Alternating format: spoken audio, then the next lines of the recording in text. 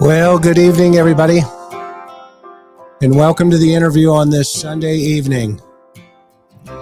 We've got a great show ahead for you. So grateful that my sweetheart's here and Dr. Gary Brucato, world famous. When you guys show up, we are so excited that you take the time to be with us on this Sunday evening. If this is your first time here, we want to welcome you. We only have one request, and that's you take this show and you push it out on all of your social media networks. For that, we would be grateful, as well as if you hit that subscribe button and the thumbs up. That's it. Other than that, enjoy the program. Enjoy the company. Put your seatbelts on because we got a great show ahead of us. And just a little update on Gene Hackman.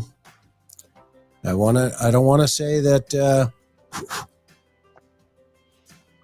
it was going to be natural, problematic, not a homicide in any way, shape, or form. And lo and behold, the poor wife. And then, of course, all the other things we learned about him. His Alzheimer's and that sad situation being in there with her. It's just horrible. If you are not familiar with our format here, let me introduce, first of all, Dr. Gary Brucato. He is the author of this amazing book here called The New Evil. One of many, by the way. He's got a couple in the pipeline.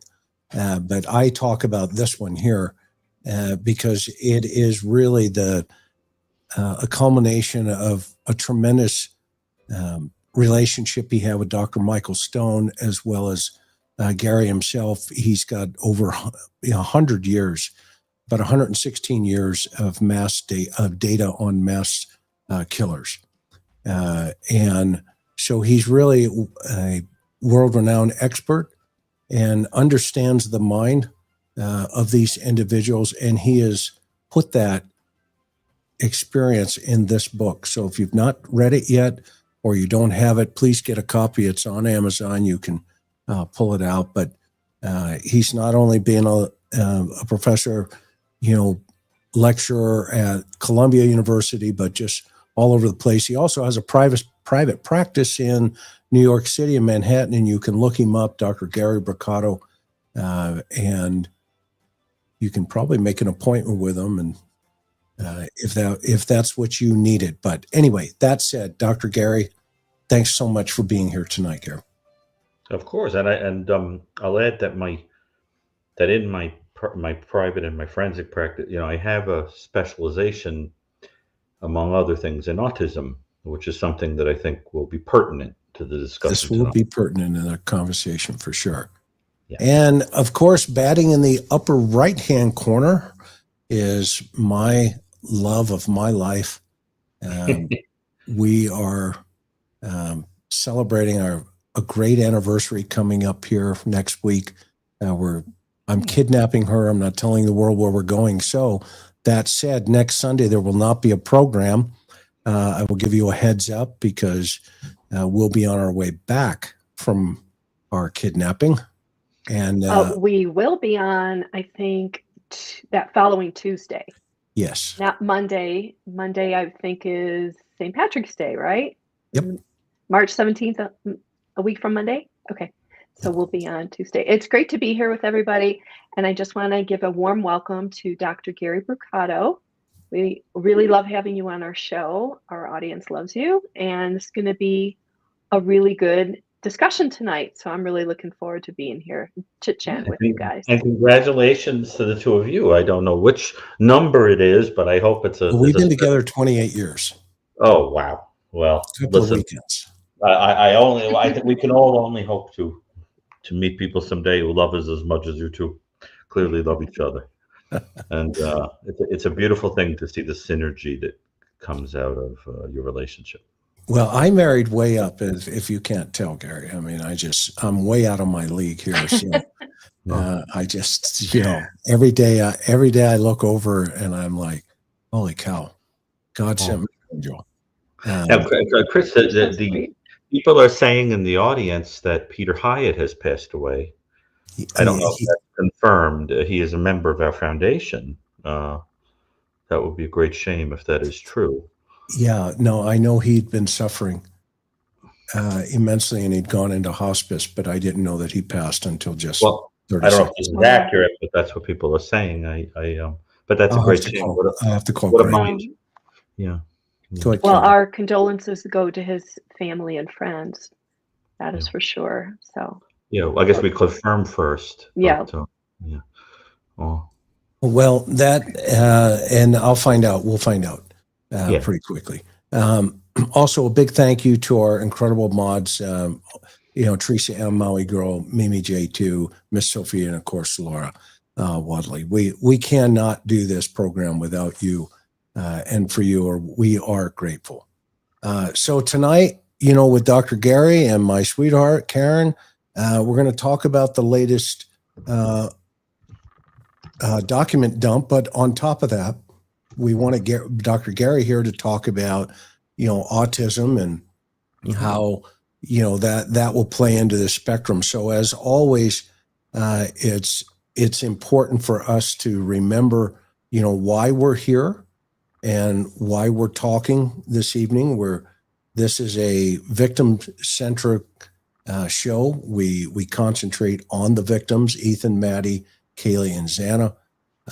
And so that this whole conversation is to bring some common sense as well as professional opinion in relationship to the death of these 4 college students. So that said, when we talk about Bryan Kohberger, he's allegedly been arrested and charged for their murders, and he is innocent until proven guilty in a court of law. And that will play out in of itself. So we are here this evening to talk about their death. So Karen, what's the schedule here? Where do you want to go, hon?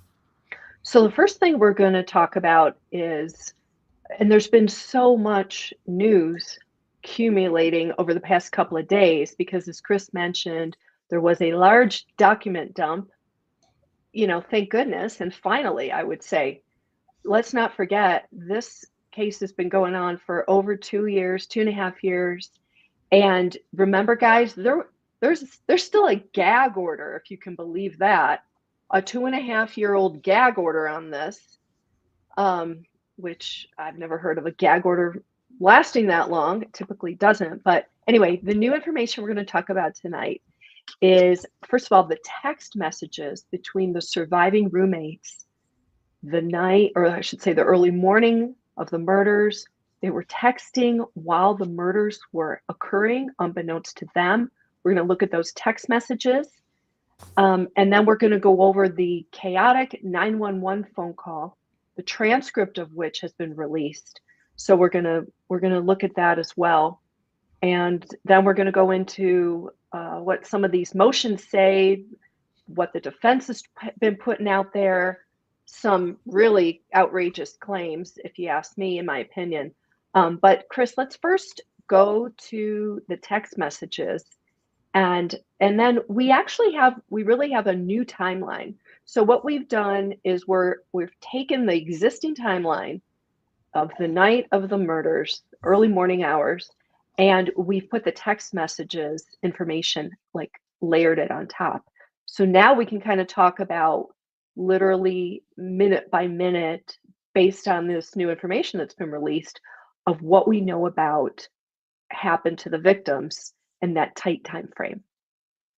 Okay, so I have up the information that it started, what time at the bar at 2:10:29, and then she sends a text. DM sends a text message to EG.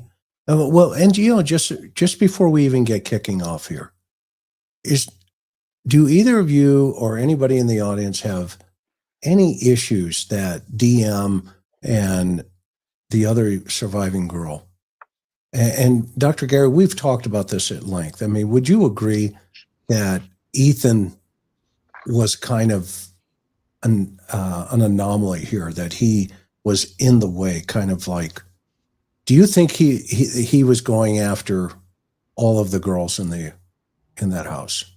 I think that whether he went in with a single target and was caught off guard by there being a lot of other people, or if he went in for the whole crop of them, I think based on the history, this is a person who had particular issues with women, if he is guilty. And I do think that as a consequence, Ethan was probably in the wrong place at the wrong time.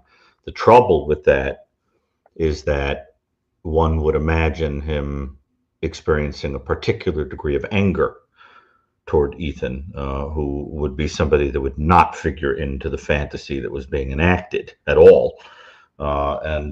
So that concerns me. But I think it is important to understand, yes, he had a history of kind of misogynistic comments and issues and getting in trouble at school with the kind of lopsided way of judging people as a TA and all of that seemed sex related and all that. Yeah. So I think the women or one woman was the central focus.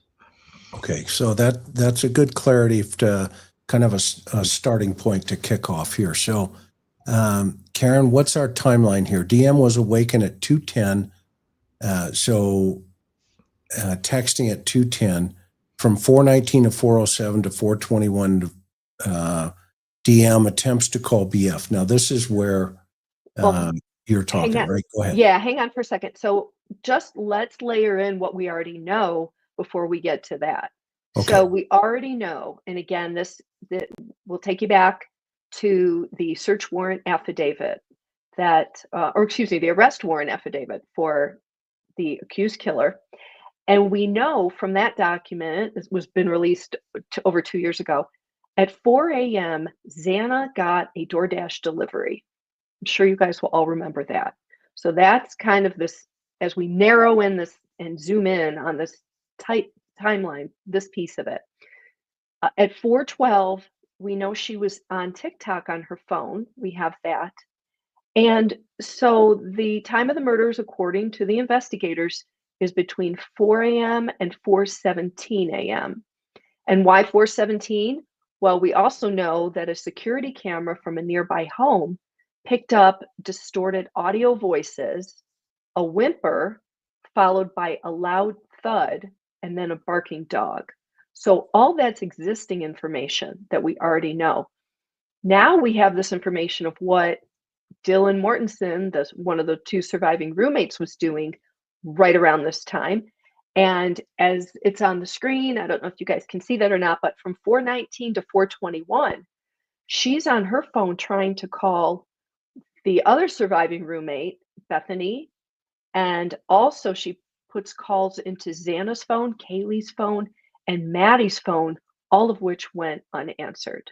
Okay.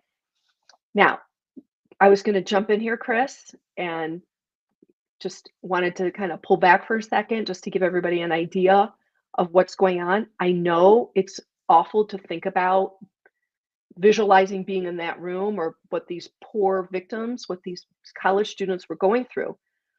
But if the surviving roommate is making phone calls to Kaylee, Maddie, and Xana during this time, conceivably their phones could have been going off if they weren't on stun while the crime was committed, while these crimes were going down. Chris, your thought? That's a great catch. And that would also cause some chaos inside of the suspect. And right now, the suspect that we know of, based on the DNA evidence in that house, confirmed DNA evidence that it belongs to Bryan Kohberger, nobody else. Now, there are some other mixtures underneath her left fingernails that were collected at the coroner's office, the medical examiner's office, but that information has been inconclusive, which basically means the results aren't clear cut. And there could be a few reasons for that, like, the samples were too small, they were degraded, or they were mixed up with other DNA. And one other interesting thing to talk about is the fact that if Ethan was killed in the hallway, which I believe he was, and there's that blood on the railing on the banister going down from the second floor to the first floor, remember, there's unknown blood, quote unquote, on that railing that Ann Taylor points out. Well, don't be surprised if that's not cast off, and that that there's not enough there to specifically and definitively say, yeah, it's Ethan's. It could be a mixture of other people's blood as well, because Ethan would have been either the third or the fourth person killed, and that means there were two previous homicides that already occurred. And whenever you get a cast off like that, it's not impossible to find additional evidence of additional blood.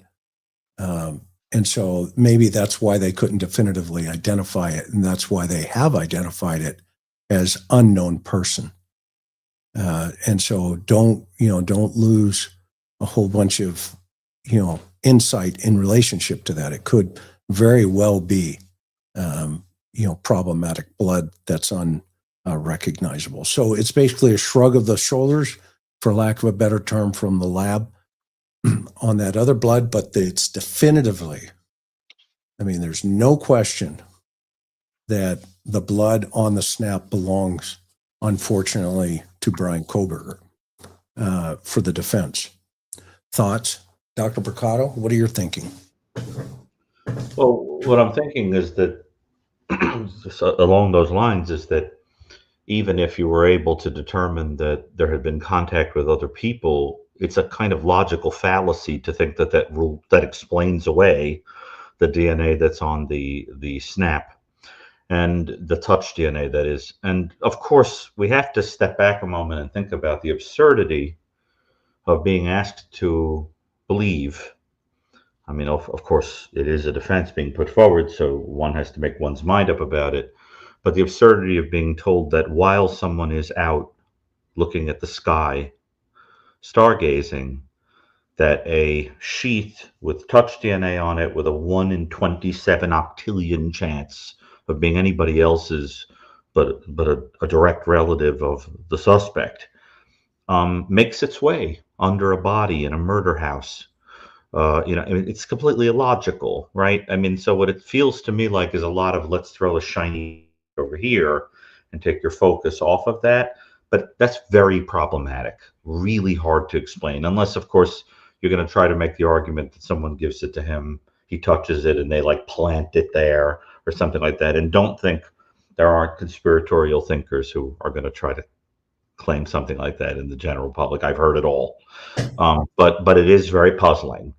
And the other thing, of course, and we're going to get into this, is that this point about the phone going off becomes particularly interesting, and is going to become particularly interesting when we turn to the question of autism, because it would have added to the sensory, it could have added to the whole sensory overload that one would expect in someone potentially on the spectrum, while they're doing what was supposed to be a meticulously planned out thing, and everything has gone completely haywire, right? So you could just imagine that if someone is on the spectrum, what a frenzy that you'd be dealing with, right?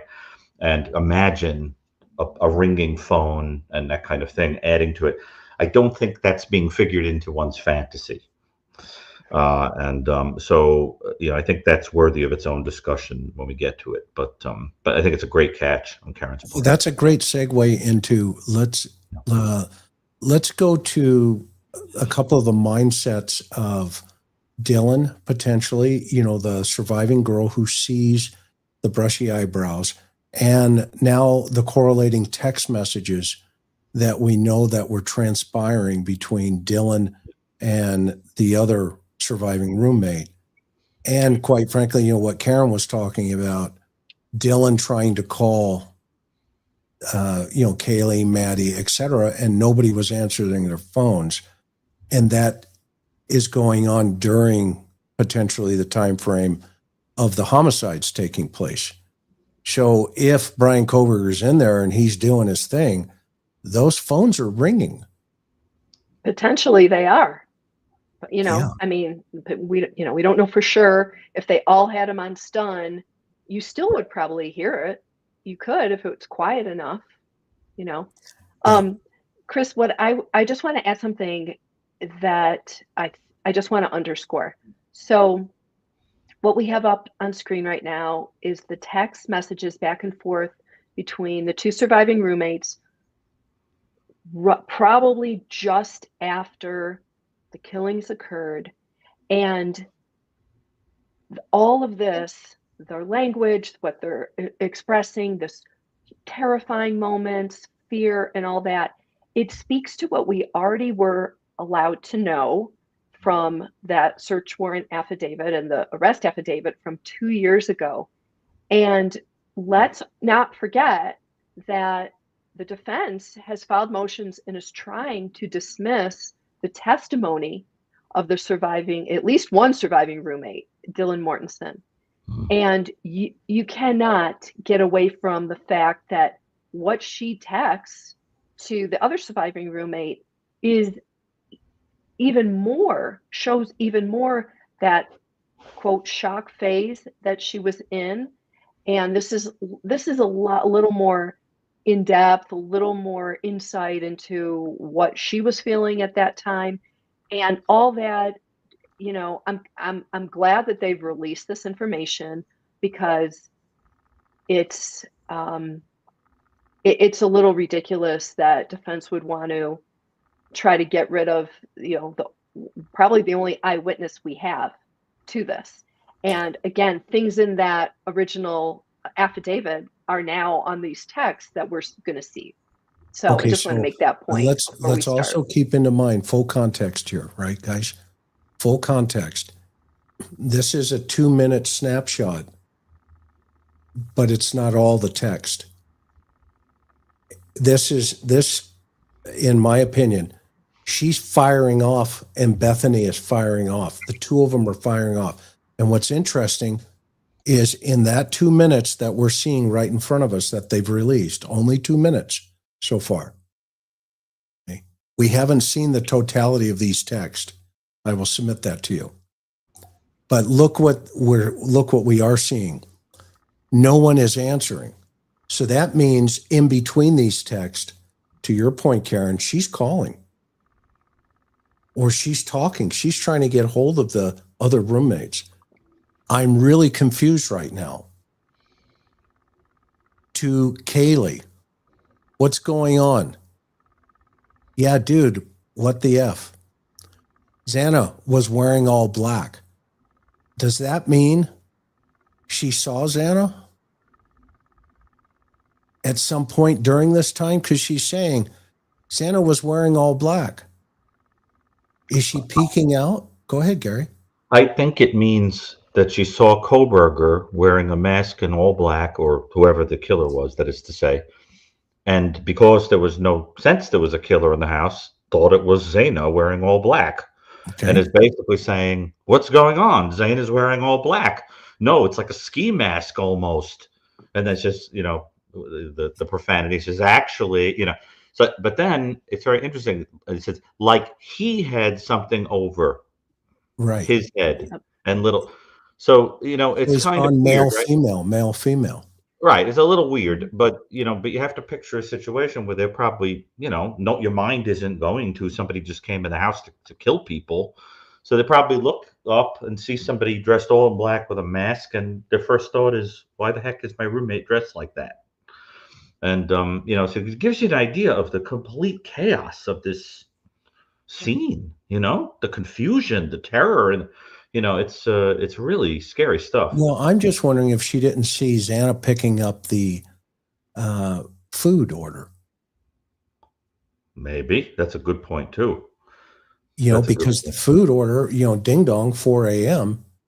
And the last thing she saw was Xana maybe grabbing the food, and next thing you know it, there's some dude in there. And I think these are broken text. These are not total contextual here. I think what they're showing us here is, it's broken up here. And I know in the trial, at least I sense in the trial, there's going to be so much more coming.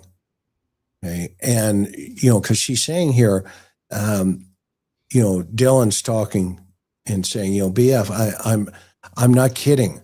I'm so freaked out. So am I. So we now get a state of mind. Gary, talk about when people get frozen from fear. What happens to the human condition? No, it's very interesting. It's it's like when someone's fight or flight system kicks in.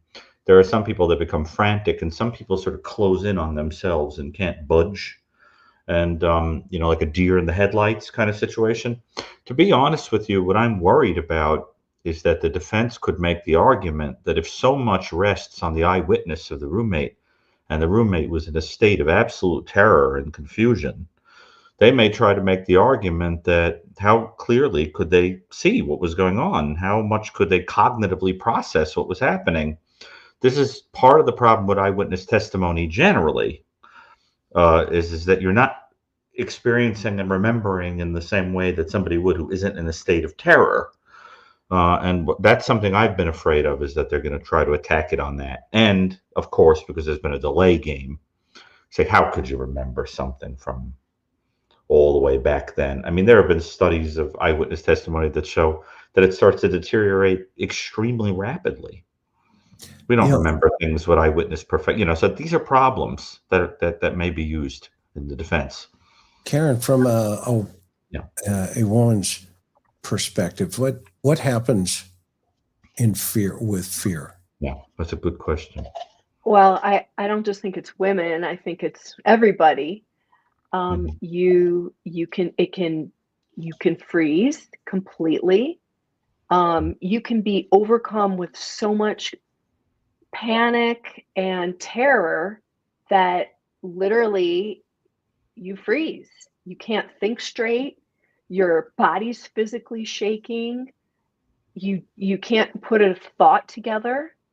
But it could also be, I think, like if you're in a car accident or a serious traumatic event, how time slows down and you can kind of remember every moment as like a freeze frame, if you think about it visually. So, I think I don't think the defense can just say, well, there was confusion, she was panicked, her body froze, her brain froze up, and we can't take what she said. I think if the prosecution is smart and keen about how they do this, and I feel like they are, like, for example, the whole bushy eyebrows has come up, and I think it's so serious to the defense that they're filing motions to try to limit talk of the term bushy eyebrows in the court, in testimony when the trial starts.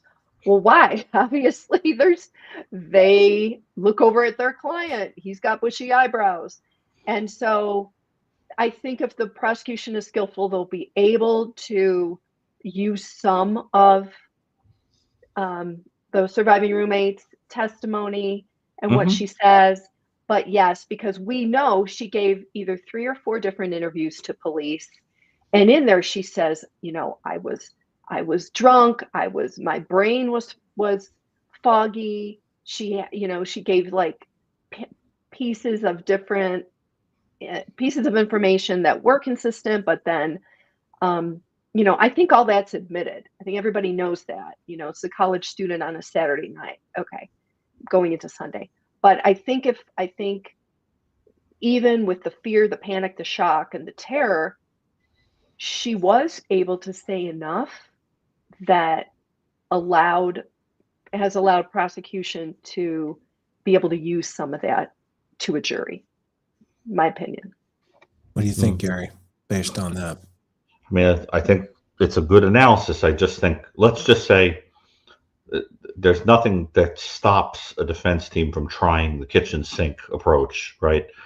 And I think that if they could get thrown out the eyewitness testimony, it may lead to a collapse of the entire warrant to go in there.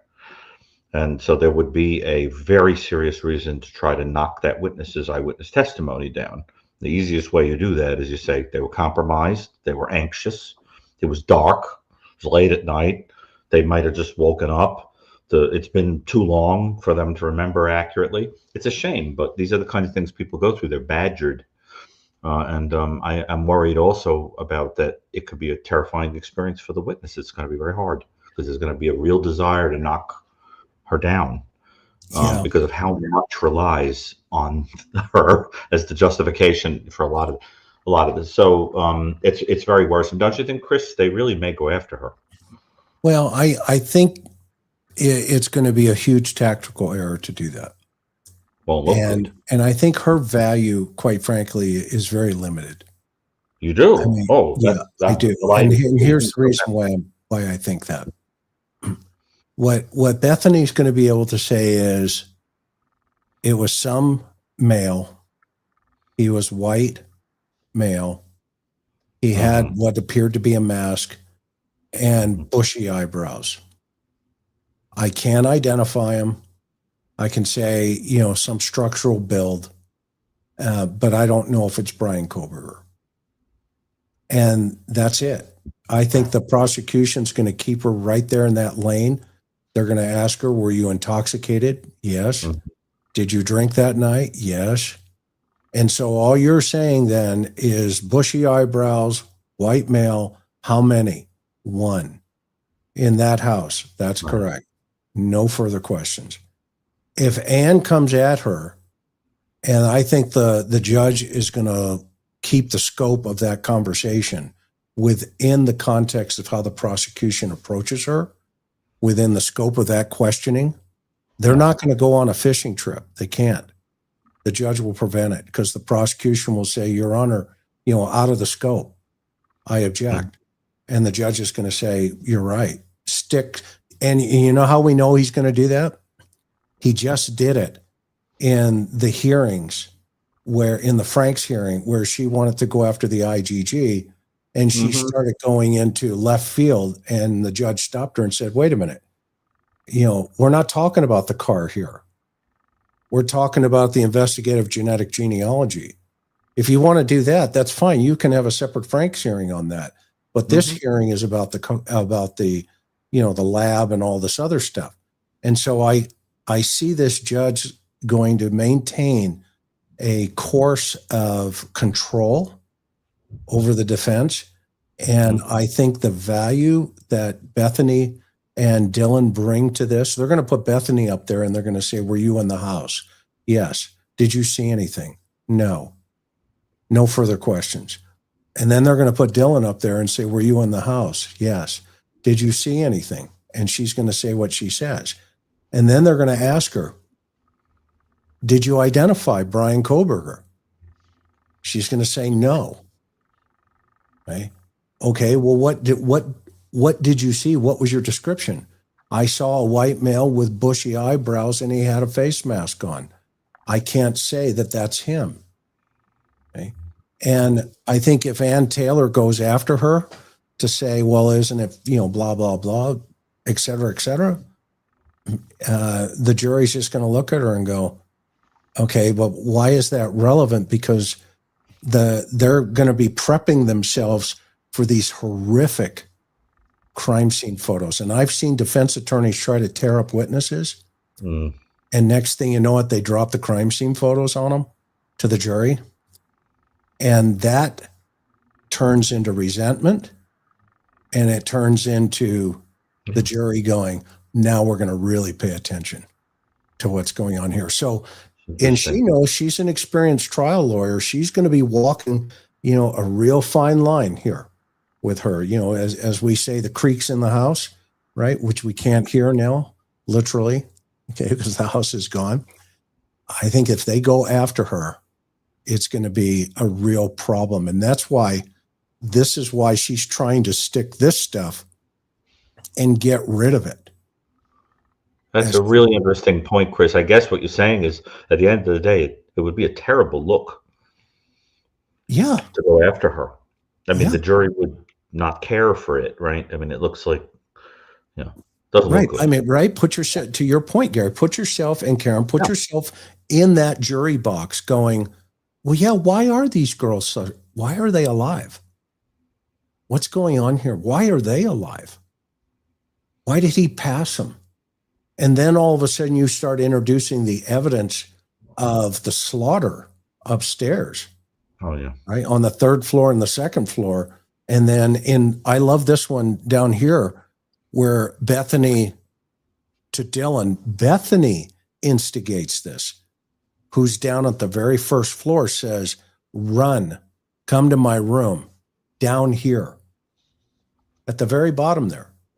Well, this is damning evidence for the defense, because this is showing a fear of what's going on. And then you have the admissions of the witness, i.e. Bethany, or excuse me, Dillan, saying, hey, I was polluted that night. I was drunker than I didn't know if I was dreaming. I didn't know if I was drunk. I don't know what I'm seeing. Okay. But I can tell you this, there was one dude in there.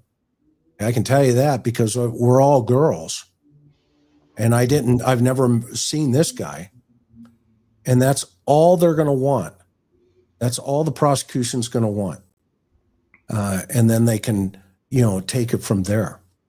Right. And Chris, what's also important about the eyewitness testimony, in my opinion, is that when you're trying to establish that someone had malice aforethought, and you have an eyewitness that knows that they were wearing a mask and wearing black head to toe, it's kind of hard to argue that you were so in the throes of a mental condition that you didn't know what you were doing. I mean, you don a black outfit and a ski mask, you've got malice aforethought. And you get what I'm saying? So it seems to me that one aspect of the eyewitness account is very critical to arguing what was in his mind in terms of, was this planned? Was this impulsive? And I think that part, when I first heard that, I said, how could you get around it? That this person knew the difference between right and wrong, because the whole point is, I don't want to get caught. This is an organized, meticulous person. And if you're going to try to make a mental health defense, I mean, it really doesn't. I mean, the whole point is, do you know the difference between right and wrong? So I think it's blown out of the water by that observation of the black with the mask and the whole thing. I think that is definitely an added factor towards that thought process. And this is why they're going after the Amazon attack, his clicks, his search histories, because to your point, Gary, that's exactly what Anne does not want the jury to see. They do not want them to see. And by the way, we got 3,500 people here, and we want to welcome you guys here this evening. Grateful that you're here. What the defense does not want to see, is what are these clicks? What are these searches? What is he searching? To your point, what's his frame of mind pre-homicide? What's going on before the homicide? What was he doing in Amazon? What was he doing around the house 12 separate times? And if the alibi is not going to work, which it doesn't sound like it's going to, because they did not produce the alibi, meaning they said, yeah, he was out stargazing, taking photographs and yada, yada. But a couple of problems to overcome there. Number one, the park was locked and there was a gate. There's a gate on the park. Okay. So you're parked out on the street, stargazing. and you're not running, even though you say you're out running at 3 a.m. exercising. And if you took photographs, well, then produce the photographs, because there's going to be metadata on those photographs that's going to tell us exactly the date, the time, and quite frankly, the longitude and the latitude of where that photograph was taken. Well, the defense hasn't produced any of that evidence. They say they have it. And the prosecution said, fine, give it to us. And we'll prove his alibi as exculpatory. That's what we do. That's our job as investigators, i.e., that team over there. Okay, great. Put it up. Guess what? Nada. Zilch. Zero. Nothing. So what are we supposed to believe? That the man in all black with the ski mask is the person planting a sheet with touch DNA on it from a guy who's out in the park? That's, yeah. And well put, Gary. Yeah, what time does the Easter Bunny get here this year? I mean, it's a preposterous story. And, and again, that starts to smack of the kind of story a person would tell who doesn't feel very well other people's imaginations and how well people could read that your story is ridiculous. That's why I think that whole autism diagnosis thing is very interesting, because it could actually hurt the defense. Because it starts to say, well, we'll get into it. But I think that that's such a bizarre story that it's a story that somebody would tell who can't feel, that another person would say, that's a pretty ridiculous story.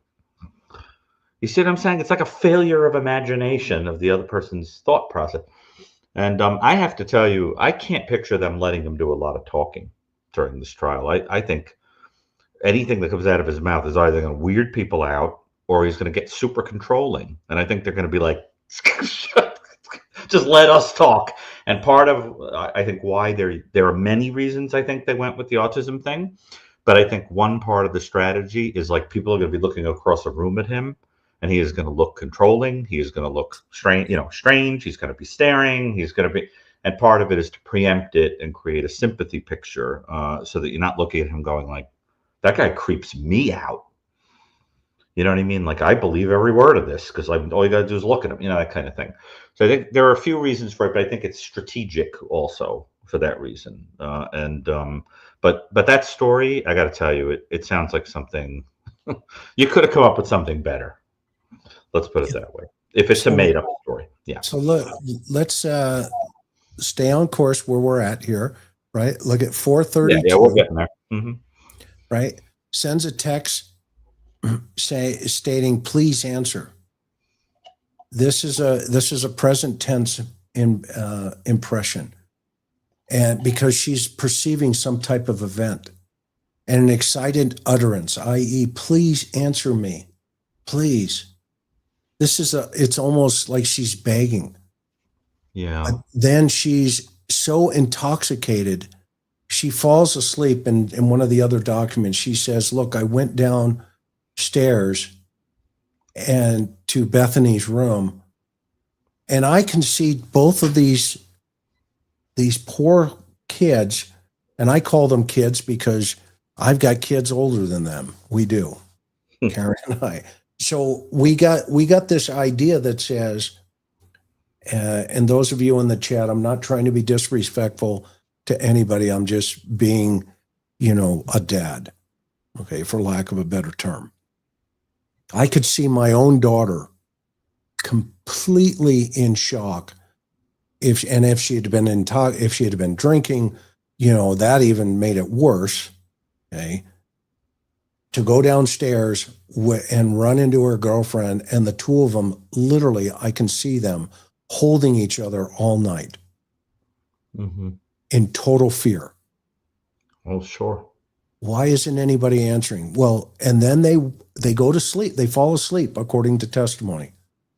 They fall asleep, and according to their interviews with law enforcement, at 10:23, DM says, please answer, to Kaylee. Well, and Maddie. She texts Maddie and Kaylee. And Maddie, yeah. She asked them, are you up? Are you up? Go ahead, Gary. Well, this is something that I want to ask this very sensitively, and I see that people are asking it in the chat too. Mhm. It is very puzzling that the two girls are, that they're downstairs, and they know one of them, there's this witnessing this guy, moving around that for a second they might think is Zaina and the whole thing. The question is, when they're sending these messages, why would they not have heard a great deal of screaming if people are being killed? And why wasn't the dog going crazy? The dog was going very crazy. Was the dog barking very loudly through this entire scene? Do we There know is that for a fact? evidence I don't on know that video 50 feet from the house Oh, where the yes, dog is that's a heard good point. barking. That's a great point. That picks up on outside, you're saying. I forgot about But that. remember, Bethany says, or Dillan says, I thought she was playing with the dog. Playing with the dog. That's Yeah, interesting. I thought there was something going on upstairs with the dog. So now what you have, remember one thing about eyewitness testimony, right? It's so subjective and it's so incomplete sometimes, right? Where, sometimes it becomes almost this unconscious, fabrication or suggestion from others. And that's why we try to keep, witnesses apart from one another, because everybody sees everything, two separate ways. Okay. One person said it was a blue shirt and the other person said, no, Yeah, it was et cetera. Okay. So as an investigator, one of the things I thought was problematic is Dillan was interviewed by 3 separate investigators. In a case like this, and I think this is just experience level, it has nothing to do with the investigative level. This is experience level, where typically, if you start interviewing a particular witness, one that is this high value to the entire totality of the circumstances, i.e. a potential, like you say, an eyewitness, you want to maintain that continuity of one person, one detective going, okay, hey, you know what? Have you rested? Yeah. Okay, great. Let's pick up where we left off. But before we do that, let's go back. Okay. And I want you to refresh my memory on what we've already talked about. And you want to do that in a narrative form. Okay. And then from there, you want to help the witness understand that, okay, here's the situation. I want you to explain to me whatever you feel is important to you, but also can you kind of think through things that you would feel aren't important? Would you tell me that as well?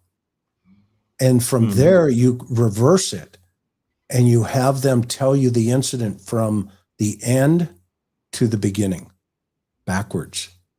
Yeah.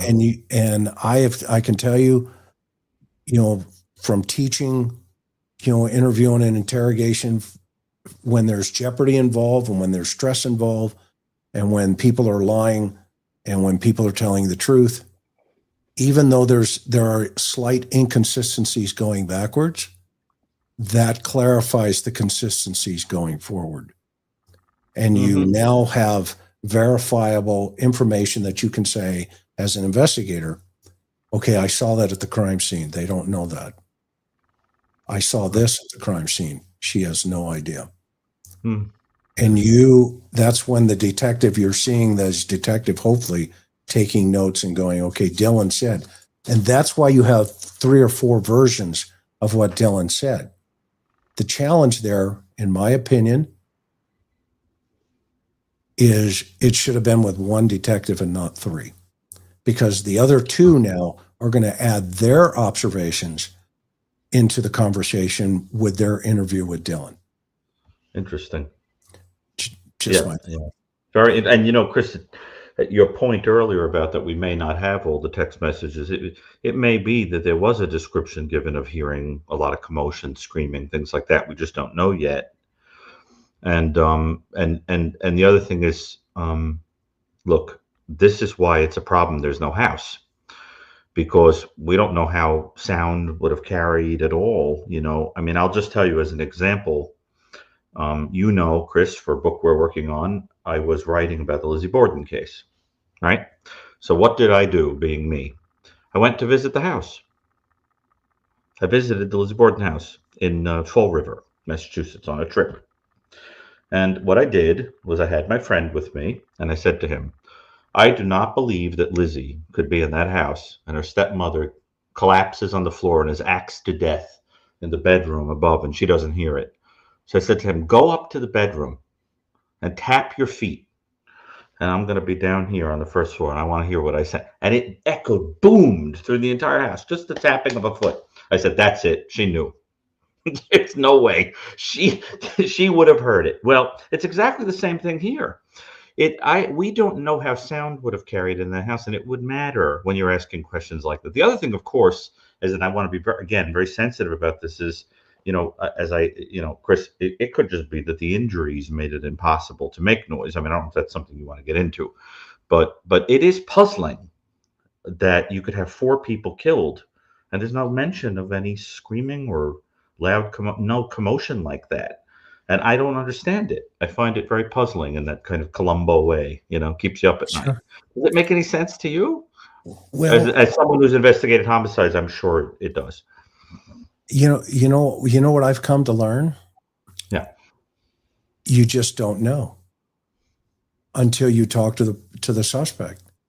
And the suspect, looks at you and goes, while you guys were over here, I was over here.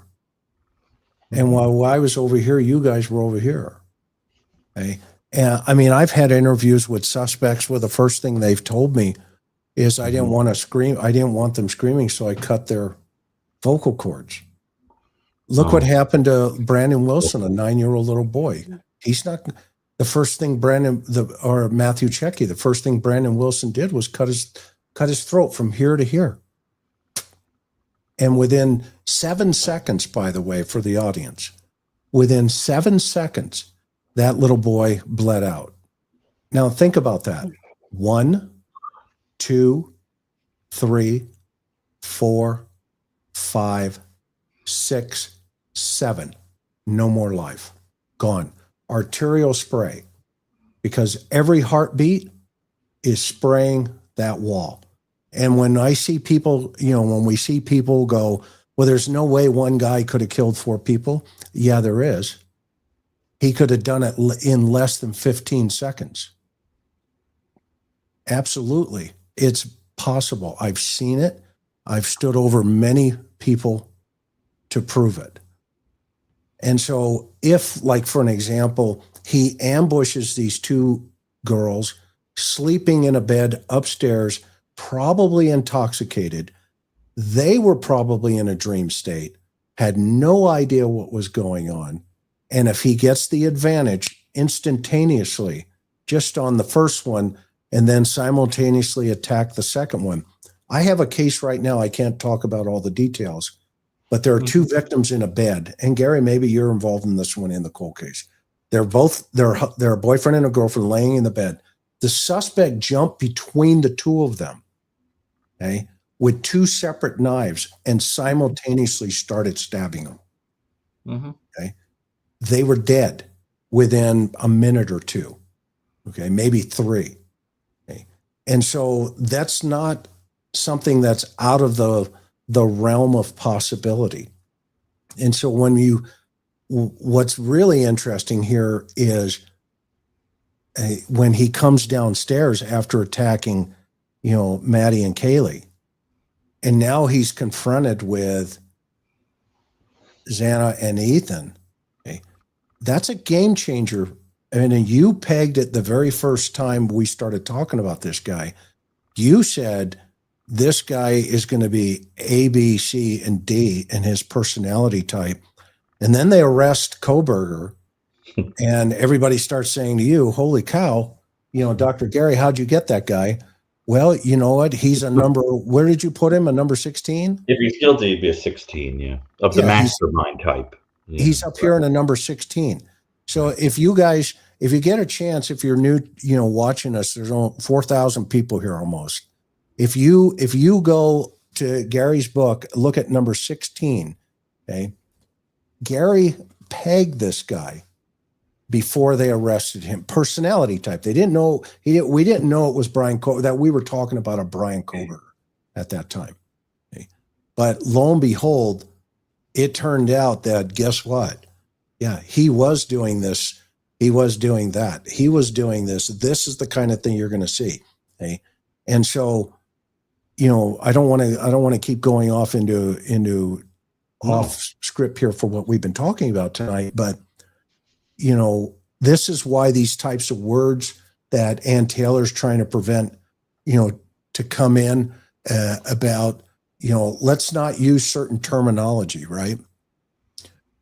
We certainly don't want to use this word. You know, we don't want the jury to hear the word murder, murderer, or murdered, or murder weapon. Okay. She's trying to get the judge to strike this in the jury instructions and during the trial, because this type of terminology is unfairly prejudicial. Okay. So, Your Honor, we're asking you to please strike down there at the bottom. We're asking the court to order forbidding lawyers and witnesses from using the words, "This is the thought police." You have had way too many thinking. Go ahead, Karen. Has this woman lost her mind? Okay, honestly. Okay, think about this, right? I mean, no judge in the right mind is going to say, yeah, we're going to start censoring and banning words from the courtroom. Let me ask you, who's going to enforce this? How are we enforcing this potentially? I mean, this is so ludicrous. This, as a journalist, this had my ire. I went from 0 to 60. I'm like, you got to be kidding me. I've never seen this before. I'm going to try to tone it back down and take a breath here. But I mean, this to me, you guys in chat, let us know what you think. And Gary and Chris, when I read this, I said, there is a whiff of desperation here on the defense. If they're now at the point where they have a list of words that they want to ban, thinking that their client is going to not be prejudiced, that it's not going to be unfair to him, I didn't know. I mean, evidence could potentially be unfairly presented, but now words? I mean, the censorship is outrageous. The whole idea of we're going to censor words during a trial, really, is a judge going to say, oh, time out, somebody said a bad word, somebody said one of the banned words. So, you know, I mean, it's ludicrous and it seems very desperate. I know, okay, we're in March. Jury selection is supposed to start at the end of July. That means we are in the fourth quarter of the game. Okay, we're in the fourth quarter. I think that defense team is trying everything. I think they're taking the biggest pot of spaghetti and throwing it against the wall and trying literally everything. That's why we're going to talk about the autism point here. But the defense is also trying to ban the words psychopath and sociopath as well, meaning you can't say it in the courtroom during the trial when her client is on trial. Again, ridiculous and outrageous. Actually, and Gary, tell us why that's not a prejudicial, why it wouldn't be prejudicial to use those words, sociopath and psychopath. Well, it's a little bit complicated because technically speaking, sociopath and psychopath are not diagnoses in the American Psychiatric Association's manual, the DSM-5 TR, which is the one we're using right now. And so they are, they are grounded in research. I mean, Hare, for example, there has a checklist that you use to determine if a person meets Hare criteria for psychopathy. The problem is that the term what they're trying to argue is that if you apply that label to an individual, what you're suggesting is that the motive for doing such a thing is simply cruelty or fantasy or trying to take advantage of other people. It has even though motive is supposedly not supposed to matter, it's just, did you do it or not? I think the point is that there's this idea to try to take away from the picture of him as some cold-blooded person that had absolutely no reason to do such a thing other than to just play out some kind of perverse personal need. And so I think the idea is, let's get that word out of here. Of course, it's also a very dangerous word, because if someone is a psychopath and the jury frees them, they don't stop being a psychopath and probably will go on and do a lot more things that are similar. And so that's the other problem is that, I mean, if I, as a person who understands those terms, were in a jury, and I probably wouldn't be, right, for that reason, I'd be on the jury, I'd be thinking to myself, gee, a lot rides on freeing a psychopath, right? So that's the whole thing. It's a dangerous label if it gets into the mind of the jurors and they have any idea what those terms mean. Psychopaths don't wake up one morning, and decide that, they're nuns. And priests, these are people that day in and day out, are showing a versatility and criminality and callousness and everything else. So I can understand that. But what it feels like is that some of these things are so weird that you almost wonder if they're coming from Kohberger. You just picture her like turning. That's a really good point. That's so odd. It's something he would come up with. Well, and help the audience, because you and I have talked many times behind the scenes with Karen and others. Yeah. Is it going to surprise you if Ted Bundy doesn't play heavily into this case? As time goes on, I have said, actually, I'll say that from the beginning, I thought whoever committed this crime, even though it's a mass murder, it had many of the earmarks of a serial killer. Somebody who would have gone on or potentially had previously killed, but I don't think this person did. And it's important because then we have to say, well, most of these guys study prior offenders to learn techniques like, how do you not leave more evidence at the scene? What kind of clothes should you wear?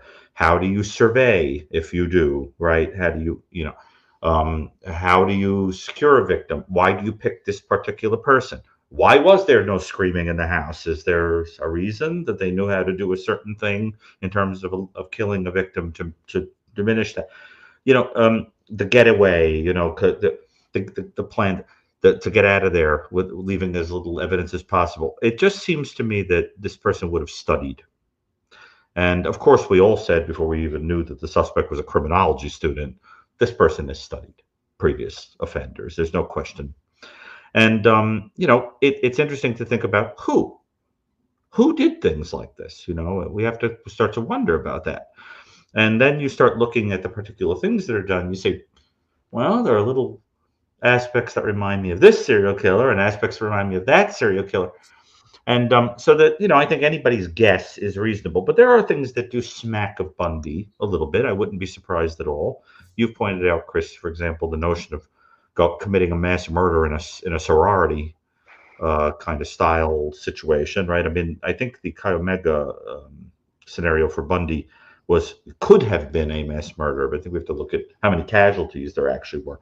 But he certainly went in there in a frenzy to do whatever he did. And, we don't know. But I think that out of all the killers, I'm suspicious, particularly because of going out to Washington and the criminology program. I mean, don't forget, Bundy also studied this thing, that I wonder if there wasn't a little mimicking of him. And we don't know, but I'm curious. I think in the beginning of the case, the emphasis was more on BTK. But I think that I don't see it. I don't see it much in this one. I don't see it. The only thing I see that has a Raider-esque quality to it is you're going in and committing a mass murder in a house and it getting out of control and living a kind of meticulous, restricted life and all that. But I don't see it. I think this is. I also think it's interesting that there is no overt SA element, but that does not mean that the motivation was not fantasy-based surrounding a preoccupation with a particular person. I always said, you've probably heard me say this, Chris, that I'm very interested in the stories people make up when they've killed, especially psychopaths or serial killers or people like that. The stories they tell you are fascinating because they're like a kind of Rorschach plate that they project things onto, and it's very hard to tell a lie where the lie isn't revealing, And I always said, if Kohberger made up this story about the stargazing or whatever, I feel like what psychoanalytically it would tell me is that this is a person who was looking at a person like a star that they could never touch and never possess. And they were gazing at them and looking at them and studying them meticulously, knowing everything about them, but they could never have it. So it's a transferred behavior of some sort. Sort of. It's like the symbolism of it is, I was looking at this thing above, so far above me, and I could never have it. And I'm fascinated by it, and I know it. I've got it down to a science, right? But I've never been to that star. I've never laid a finger on that star. And in fact, if I touched that star, it would burn me to death. I would die, right? I feel like that's what would have been in the mind of this kind of offender. That's why I was so fascinated when they went out of their way to say there was no stalking. Well, first of all, that has a legal definition. But there had to be some mechanism of watching the person that you're fantasizing about. Otherwise, how do you know where they live? How do you know their habits? How do you know where they're going to be at a certain time? My speculation is, and I've said this in one or two places, but my speculation is I wouldn't be surprised if there was some mechanism of surveillance. Of course, the house is all gone now. Well, we have evidence of that with the other. Right. Oh, yes. That's true. That there's a whiff of it. Yes. But I think there might have been a mechanism of surveillance. And probably what happened is that he thought he had figured out, whoever this killer was, had figured out who was awake and who was there and who was whatever, because he took a peek. And then he's got to shut it off, phone's in airplane mode, because it's time to go in. And because it's off, now there's an intel failure. And he does not expect that all these other people are going to be up and about and in there, and gets in there and goes, what? And now you've got to picture this super restricted mechanical person who had a fantasy and had a plan, and nothing is going as expected. And you've got to imagine, on top of it, one of the people that is now been inserted into that ruined fantasy is a male. Yeah. Lord only knows what that would have done, right? I love your analogy of, and I wish the prosecution would call you, because I think they're going with Idaho people. I know, but but think about this, and guys and folks in the chat, see if we're all connecting the dots here where Dr. B's going here, and this is another. What I just heard was what I heard before they caught Bryan. Now that they have him, hypothetically, right, allegedly, if he's the guy. Yeah. All right. What I just heard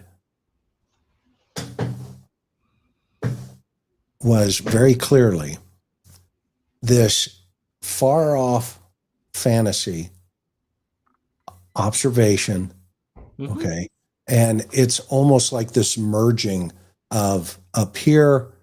Well, I was out, stargazing. I was out there. But in reality, in his head, and we don't know this for sure, but we're trying to connect some dots here from a psychological aspect and from an investigative aspect, an investigative journalist aspect, and of course, all the other, investigative journalists and folks in our chat here, is this idea now that says itself, wow, Maddie's untouchable. Right. Because remember, Kaylee wasn't supposed to be there. But Maddie is there. And if he is fixated with her as the first target, but he has these multiples like Xana, like Dillan, like Bethany, and now Kaylee's there, she's kind of like, holy cow, I've got the Holy Grail. Okay. And then all of this buildup to that, the purchasing of the knife, the clothing, this, okay, I've got all my post-homicide prep ready. I've got my kill kit ready, whatever that, was going to consist of, probably towels or that kind of stuff, simple stuff, right? Maybe he's wrapped, I don't know. Okay. These ideas, okay, as they're presenting themselves, and then it doesn't go with how he thought it was going to go.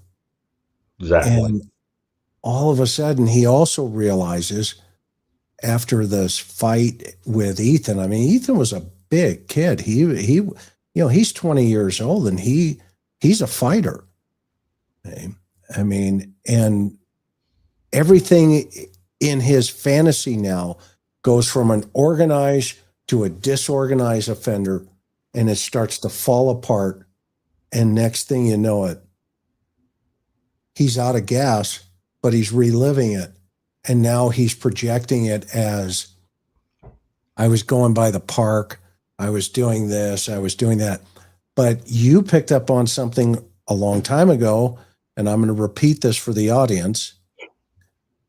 Even though it's not been confirmed, it has never been cross-germinated, but there was always a belief that one of Ted Bundy's victims was around that park. Am I right, Gary? And keep me honest. Yeah, there is a victim that has long been speculated was like a fledgling murder for Bundy when he went out there to Washington, and who was found in like a drainage kind of area in the park with that name. But I'd have to locate exactly where to sort of see if there's a correspondence. But it's interesting because I have to tell you, I've spoken, and I won't use names here, but I've spoken to a couple of pretty eminent serial killer experts. One said, well, I happen to know that when they were asking Bundy about victims, that particular person was not one of the people they were suspicious of. But I also believe, if you read the case file, that there was a man who met Bundy's description driving a VW Bug that was going around following the victim, which is very interesting. But then another expert said to me, serial killers commonly make little homages like that and little inside jokes to themselves when they're giving you alibis and things like that. It's a kind of a jerky, sadistic thing to do. I have no idea. This is something I've always said, I don't have all the information to say, but it's certainly intriguing. I mean, going out to Washington, studying criminology, the possibility of an association with the same park that may be linked. And that's the other thing. I keep thinking about, what was he reading? What is that marked up book in the search warrant? Remember that there's that book that they didn't identify? It's going to be I've had yours. people suggest to me it was mine. I've had people say that. I've had people say it. I wouldn't be surprised. Because he was in the criminology program with a person who was a great, was a reviewer for the book and wrote about it and all that, and so would have maybe heard about it. Let's put it that way. But I wouldn't be surprised if he was reading about a specific offender who's going to give us a clue as to who. Well, what about him being in the front row of the book presentation?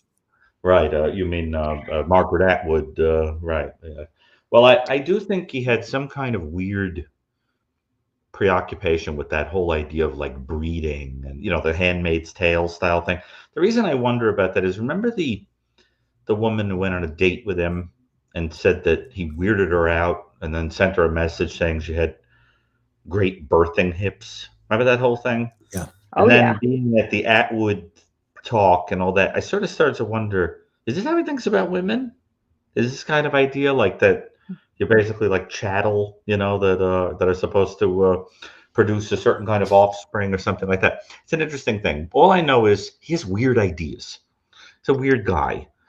And, but perhaps that's a good segue into the autism thing, because, well, before you grab that, stay right there. Stay right there. I don't mean to interrupt you. Go ahead. Yeah. But Karen caught something else. Oh, please. I think it would be important, and we'll segue right into the autism, and it deals with Lori Vallow.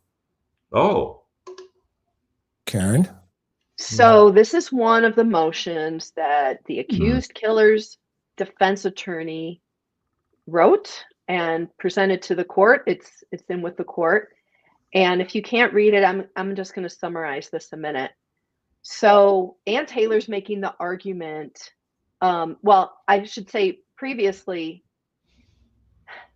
we've heard for the last 2.5 years in motions filed by the defense that they keep whining about how the prosecution hasn't given them all the discovery documents, that they're withholding information.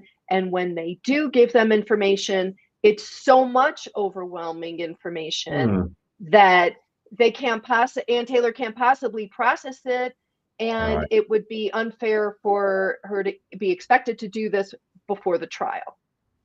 Okay, well, I don't see the judge giving any more leeway on dates. 2.5 years is way too long. He has said that.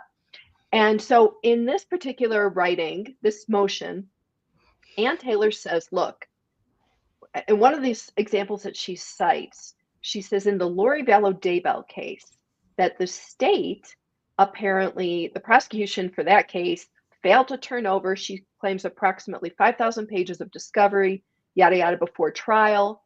And as a result, and I'm summarizing here, you can scroll up a little bit too, Chris. So because that is, if it actually does happen, that's obviously considered a no-no, and that the prosecution has to provide the defense with the discovery, and there's all kinds of time frames, and this is all pretty cut and dry. So she's making the point here that, look, Lori Vallow's prosecution team didn't turn over discovery to the defense, and somehow that was the reason that they took the death penalty off the table for Lori Vallow. So I thought, wow, that's kind of interesting. And isn't that a bit of a reach? The cases, in my opinion, are really nothing. I mean, it's such a vastly different set of circumstances here.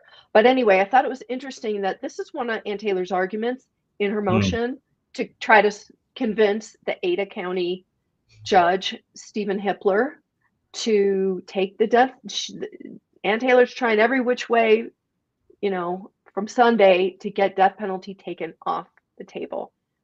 And that's one of the reasons that this autism claim has surfaced at this point, which we're going to get into. So, yeah, so she's yelling, 6 terabytes of data. So it must be autism.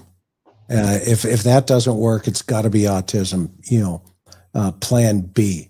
So let's talk about this with an individual recognizing, obviously you've not had a chance to clinically sit down with Bryan Kohberger in any way, shape, or form. However, you do go into the prison system and the jail system, and you do court evaluations and say exactly what she's got somebody to say about Bryan Kohberger, that he's on the scale or he is in the spectrum and he is autistic of some way, shape or another. Help us make sense of what's going on here. Well, I think a comment that was made earlier and then the point that Karen just made have to be sort of sandwiched together to understand the utility of this defense maneuver. On the one hand, it explains away what are going to be some peculiarities in behavior in the courtroom. And on the other hand, because of Atkins versus Virginia, Supreme Court decision of 2002, that says that if people have intellectual disabilities, it's cruel and unusual punishment to execute them. At the time that was decided, I think there were 38 death penalty states, and 18 of them suddenly couldn't execute a person who had a mental disability or an intellectual disability or so forth.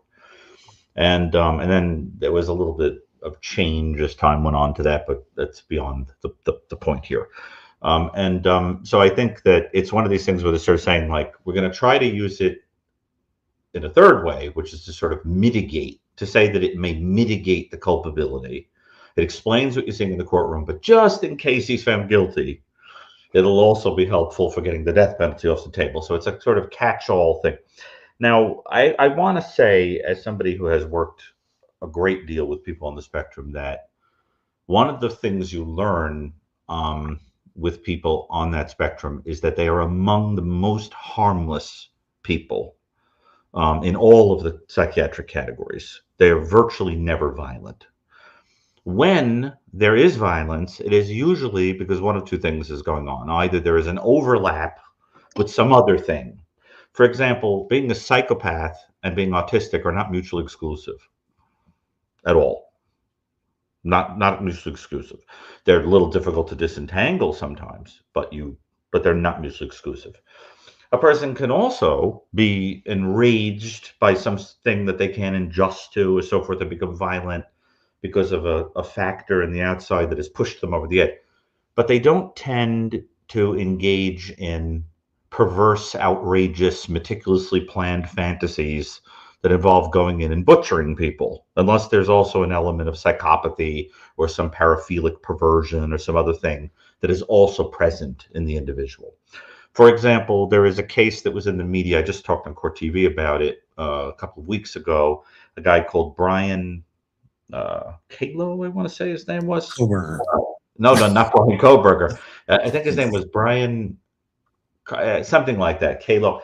And he was someone on the spectrum who also had other stuff going on and decided that it would be very interesting to butcher a homeless man. Now, the idea is it wasn't the autism that led to doing that. It was the other thing, probably. But this is the problem. When there is an overlap, when there is autism present, it can add a kind of mechanical detachment to the individual that can make the crime particularly gruesome. Because the person could, for example, be unfazed and intellectually detached about dissecting a body, for example, or something like that, right? So that is what Michael Stone and I called schizoid autistic detachment, the quality of being able to have that intellectualized 30,000-foot detachment. And we found that 50% of serial killers had traits like that. People like Ed Kemper or Jeffrey Dahmer have that going on. And what do you see? That strange flattening of affect, that mechanistic tone, the controlling behavior, not reading other people's feelings very well. Well, does that mean that they're on the spectrum? Or does it just mean that they're the type of psychopath that has that quality, right? As a lot of them do. Now, the other thing is that you want to bear in mind with this story is that autism is a developmental condition that would date all the way back to childhood. This guy had mental health professionals in the house. How does he not get diagnosed with autism until he gets to a courtroom? Why is it that when he supposedly was writing online about all that ailed him, there was no whiff of autism? He talks about visual snow, and he talks about feeling nothing and no compunction or guilt about other people. Remember that whole thing? Looking in the mirror and thinking that he's not real. Where's the autism? So what it sounds like is somebody comes in and does an evaluation, and there is an overlap between some of the psychopathic traits a person can have and some autistic traits. But the key is, what is the motive behind it? For example, if I think that it is not accurate to say that psychopaths lack empathy. They use their empathy in a horrible way. They read you, feel out what it is that you're thinking, and manipulate you and take advantage of you and have no compassion. That is very different than saying, I lack empathy, so I'm like totally not feeling that I'm talking too much, that I'm being inappropriate, that I'm being odd, that you think what I'm saying is not interested, that I'm rambling about a certain topic that's of no use to you, that kind of thing, right? So that they're sort of missing that point, right? The other thing is, people on the autism spectrum are not manipulative. As a matter of fact, they often don't care very much about they want you to leave them alone most of the time. It's not about manipulating someone for an end, right? You also, it would be, if it does turn out there's a sexual component to this, a fantasy component to this, that would be extremely unusual in a person on the spectrum. to play that particular kind of fantasy out. And then there's the trying to explain away that those headlight kind of eyes, that staring, that. And listen, I've worked with a lot of people on the spectrum. Staring is possible. What I see a lot more of is the avoidant eyes, because the brain may be processing differently certain cues, or think that visual cues are not as important. I've had patients explain to me that it has a lot to do with feeling overwhelmed by the sensory experience, so the eyes are turned. The staring can have a lot more meanings. You could be staring at somebody because you're paranoid. You could be staring because you're a control freak. You could be staring because you have a history of drug use or alcohol use. You could be staring, for a lot of reasons, right? And I just kind of think that it creeps people out. He definitely had an creep people out when they knew him. But the thing is this: the glimpse people encountered him is this. It's not just that he was weird. It's also that he was kind of a jerk. He was manipulative. He was controlling. He was nasty. And it reminds me of people going, if there's a lot of DNA, it explains away the sheath. No, it doesn't. You could be more than one thing at the same time. Well, it's exactly that. Just because you're weird doesn't mean you can't also be a jerk, or be nasty, or be manipulative, or be cruel. And so what I think is a little bit of an insult to people on the autism spectrum. And they also said that he was obsessional. And you remember, Chris, way back when we were doing the profile of this killer, before he was ever, there was ever a suspect. You remember what I said? I said, this is a person who, for whatever diagnostic reason, is living a restricted mechanical existence, and is going to have a temper and not be able to let little things go. And people about him, he flies into rages. He gets extremely angry with them. That's not what you see in autistic people. Well, they become frustrated. Aaron, go ahead. But anyway, Yeah. I don't know. You nailed it, because I was going to mention something. Go ahead, honey. Yeah, please. Well, and thank you, Gary, because it cleared it up for me and for a lot of people in chat who were wondering these things. You put a comment by Sherry up just a minute ago.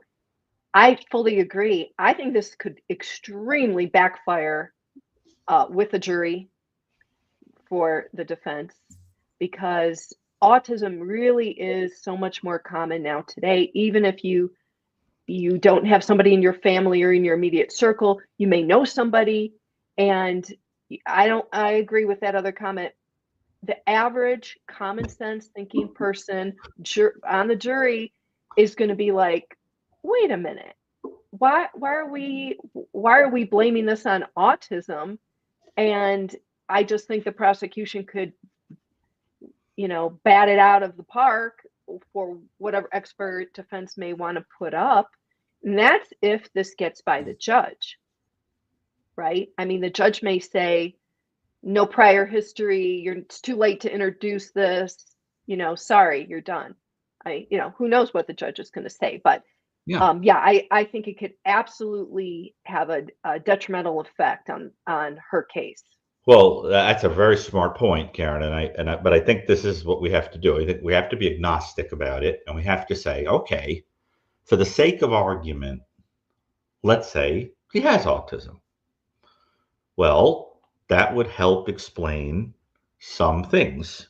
Like, for example, it would help explain a person who had a very particular fantasy that was not that thought out, not that brilliant, even though people want to believe, this guy is like, a paragon of brilliance, right?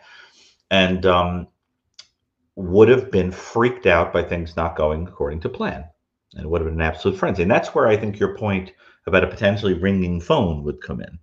You have to picture somebody on sensory overload and kind of, don't forget, the witness says that he basically strolls out, looks at her and strolls out. That's one of the most puzzling things about this entire case. Well, I remember I went on Dateline and they asked me about it, and I said, he could have just been like dazed and dissociated, because he talked in his clinical history online about having a problem with that. about dissociation, right? Which, by the way, is not a characteristic of autism. But he talked about that. And, that's something to think about. The idea that maybe what it is that this is a person who's just sort of a weird, angry guy who doesn't necessarily, I don't know, I didn't examine him, but whether he does or doesn't meet criteria for autism, the idea is there are a lot of things that could be going on here that could explain a person who over the years built up all kinds of resentment about not fitting in with other people. But I can't get my mind around the idea that so many people around him would know autism like instantly. Like, why wouldn't they have said, come forward and been like, listen, people, like immediately? Why didn't the family come forward right from day one and be like, people, our son has autism, like, that figured into this picture, like, have some mercy. You know what I'm saying? It's like, why now? Where is this coming from now out of nowhere? And, but I wouldn't be surprised if people who encountered him out in the world, even just people who have like a colloquial understanding of autism, I could picture people saying, he's got that thing going on. He's like a little weird socially. He says strange things. He's sort of controlling. He blabs on about himself. I could see people wondering about that, but that doesn't make you do this. And I think it has to be crystal clear. Somebody has got to say in that courtroom, if this was caused by autism, this is kind of an anomaly. This is a pretty special case. Like, put this in the annals of crime. This is a great question. Do you think he's going to put on an act in the courtroom? Well, this is a brilliant question, because if somebody is more on the psychopathic side, they'll act very well. A person who's autistic, by definition, isn't going to be particularly good at that. They also wouldn't be particularly good at feeling that other people would care about their presentation or how they're acting. Of course, it depends on where one is in the spectrum. But that whole idea of putting on an act, let me tell you, my experience of people on the spectrum is that, and I want you to know, I've heard people say that this is so characteristic of the spectrum that it should be part of the symptoms in the list, right? Is they tend to have a very rigid morality. Not only do they know the difference between right and wrong, but it's like, I can't even tell a white lie.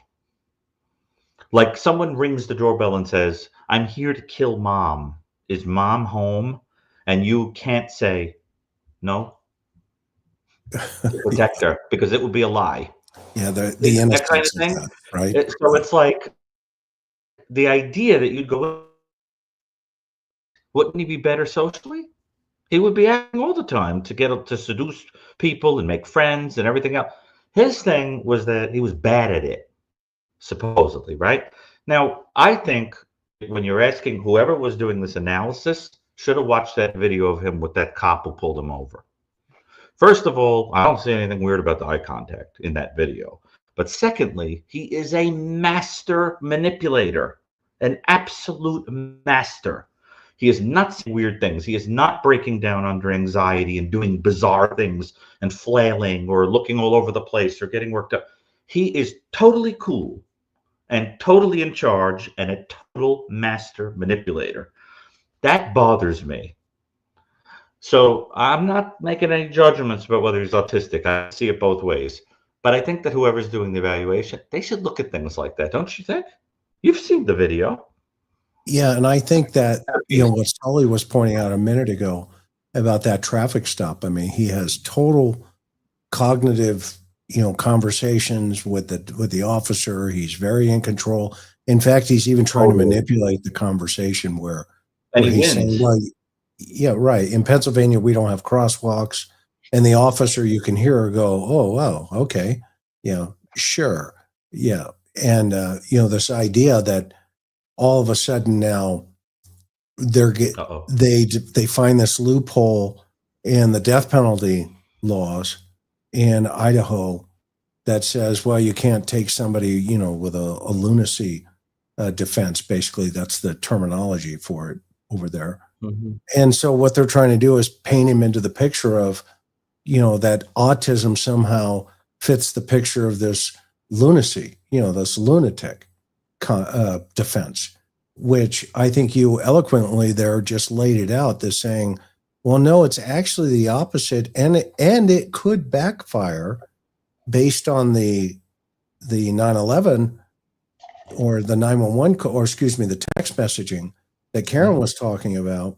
Mm-hmm. That during the murders, these phones are going off potentially simultaneously. Well, he potentially could be killing, and if he was autistic, that could create a wider freak out, right? Is that what you're saying? Yeah, right. But you know what somebody on the spectrum would never say? What's that? I'm here to help you. Oh, fascinating. That's a lie. Yeah. A person on the spectrum wouldn't Yeah. say that.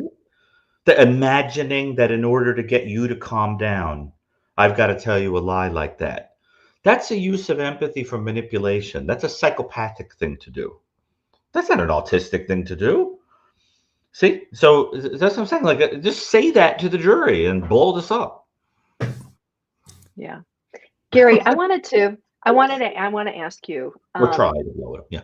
Okay. So let's, if we can, and again, just to stay on the accused killer, just, let's get into his mindset of where we are right now. Best right? as we can. Yeah. Well, I'm not saying we're on the eve of the trial, but we're in the last quarter here. We're getting close. Yeah, I agree, Sherry. Yeah.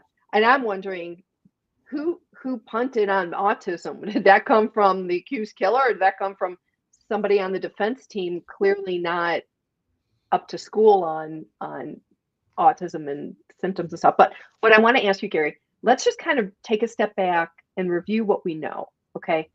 The accused killer here is a PhD student. Admittedly, by former professors, smart. Obviously thinks thought he was the smartest guy in the room. We know that from students. He was the TA, right? Okay. And he studied up long before this crime happened, right? Remember the surveys? He surveyed other criminals out there. Tell me about all this, right? He wanted to walk through what it's like to do a crime, feel like a crime, all that. Okay. So this comes down the night, November 13th happens early morning, and the knife sheath is dropped and left. There's I remember reading about a bloody footprint outside one of the roommates' rooms. I know that no one's talking about that anymore. Okay. It took 2 years to get the alibi, and out stargazing, and could have been a very cloudy night depending on what the National Weather Service reported that night. So you've got all these things. Okay. You've got this guy who thinks he's a genius. The crime happened. There's a lot of slip ups because there's touch DNA left at the scene, and that's huge. A lot of there's other evidence. And now his defense team is out there publicly throwing the rest of the spaghetti bowl up on the wall, with all these motions and stuff. Take us into his mind based on what you know about these guys. What is he thinking now? Is he thinking, man, I'm so confident, I can't wait for this to come before the jury. They're going to be on my side, yada, yada. I can't wait. This is like the culmination, right? It's the crime, but now, because he's caught, now we have the chess game that's going to be starting. So where is this guy's head on what he's thinking and what he could be instructing his defense team? Because we do think he is pulling some strings behind the scenes. Your thoughts? Well, first of all, it's a little tricky because in order to imagine oneself into the shoes of a person, you have to know certain things about them, like what is their IQ roughly, what is their life experience, do they have any psychopathology, what's their personality, etc. So we only can guess.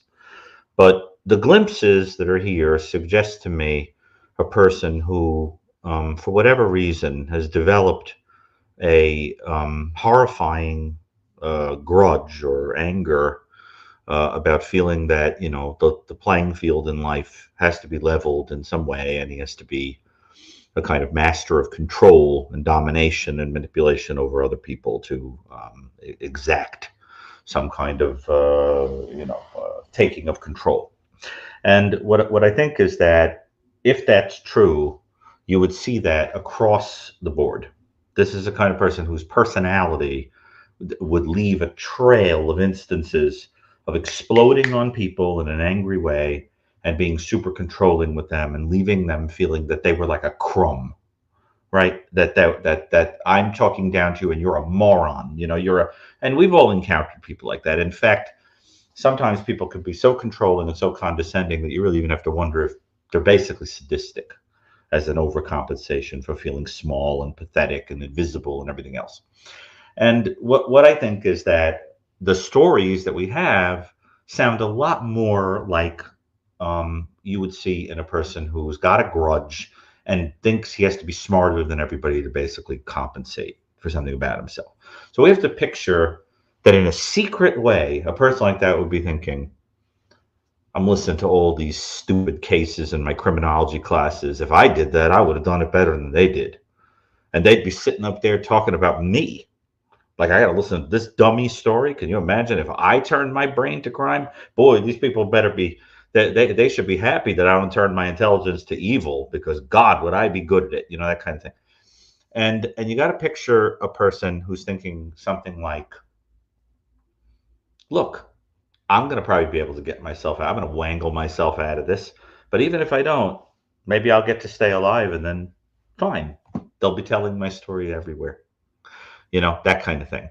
So that what I expect is that if he is found guilty, I think he's going to sing like a bird, because he's going to find the attention fascinating. Because the whole idea is, now I'm going to be in the annals of crime. I might as well make sure the facts are correct.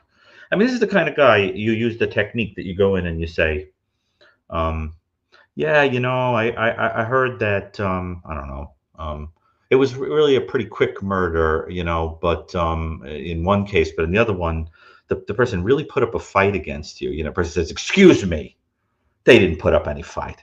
Let me tell you what really happened. In other words, they correct you in a self-incriminating way because they've got to boast. Chris, you've seen that when you're interviewing homicide. You just toy with their ego, and out it comes to correct you, right?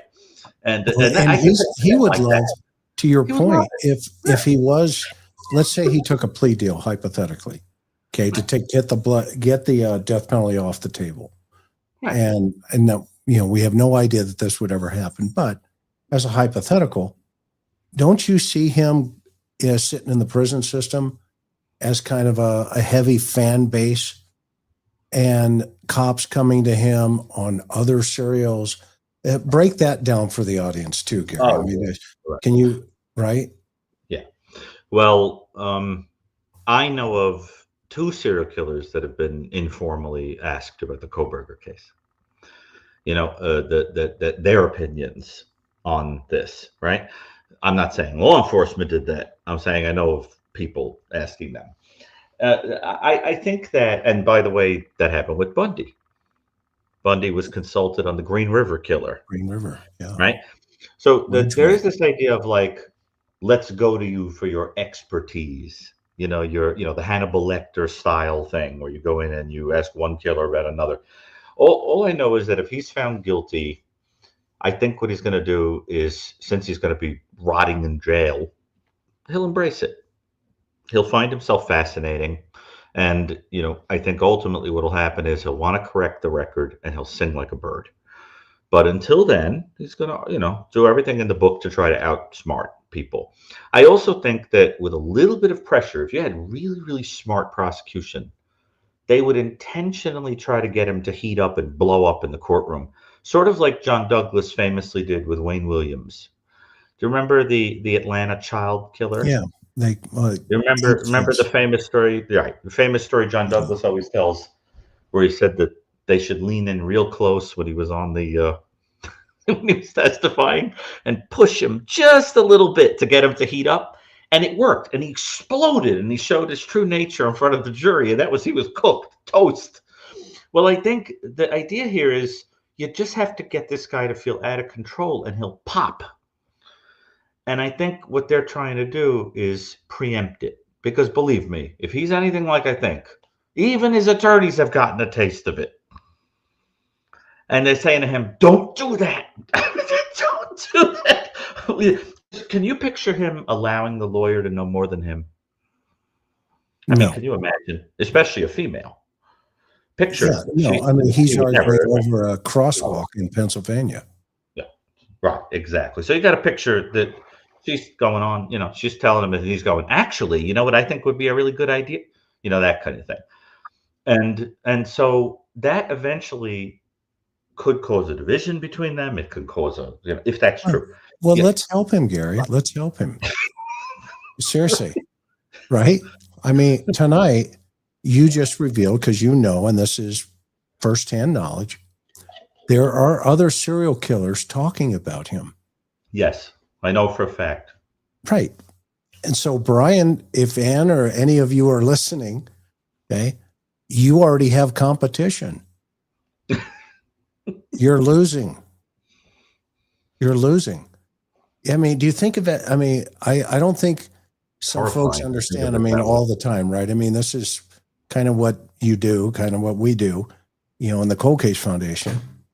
Yeah, in the D. Warner case, when they, you know, I was just recently talking to somebody and they said, well, why did you come up with the idea of putting a great big, you know, billboard up that said, "Let's help D," or "Let's help, you know, Dale find D." And I said to the guy, I said, well, because every single day he drove past that corner, and he said he was helping, so we wanted to encourage him. And come to find out, it drove him crazy. Yeah, I mean, right. And which was the whole point. Yeah. That's the point. Right. So, and in this case, if he finds out that there are two other serial killers that are one-upping him, what do you think goes on inside of him, or inside of people like that? Well, you know, I had said in the sort of profile that we were, you know, creating of the offender here before the Kohberger was captured, I said that in my, and I don't just mean experience, but even in my data, like, I mean, this is data-driven statement. When there is not an overt sexual component to crimes like this, the offenders have a tendency to assert that domination and control, not in an overt sexual act, but through things like the insertion of themselves into the public eye, into the press, letters to newspapers, things like that. You saw that, for example, in BTK, who was somebody that did not commit SA, right? In an overt way. There was some stuff, but it wasn't onto an actual attack onto a victim's person. And he inserted himself with letters. You saw that in Zodiac. You saw that in Son of Sam. You see it in Ted Kaczynski. You see it, in other words, when there's no overt essay, you start thinking, this person's going to assert control in that way. And I had said from the beginning, this is a guy, watch the press, watch the internet, watch the correction of the record, because it's going to bother him. Hearing people like us speculate like this, I could pick, if he was watching it, if he's guilty, he'd be watching it, he'd be going, no, that's not it. That's not it. And it would drive him nuts. So what you do with a person like that is you intentionally say something wrong. And you get them to pop, to correct the record, because they cannot handle it. It's like a compulsion to boast.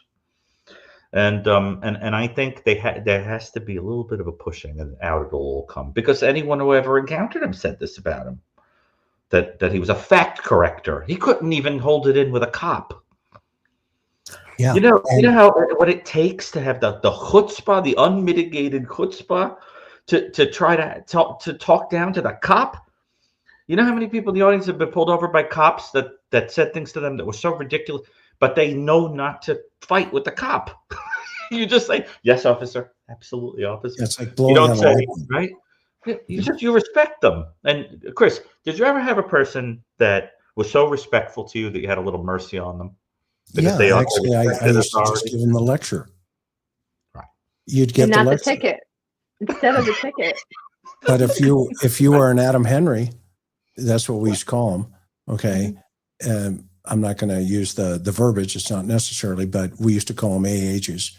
And if they were that, then you get what we would call the circle treatment, where you'd stop them you'd have probable cause to stop them for one thing, let's say a brake light or whatever.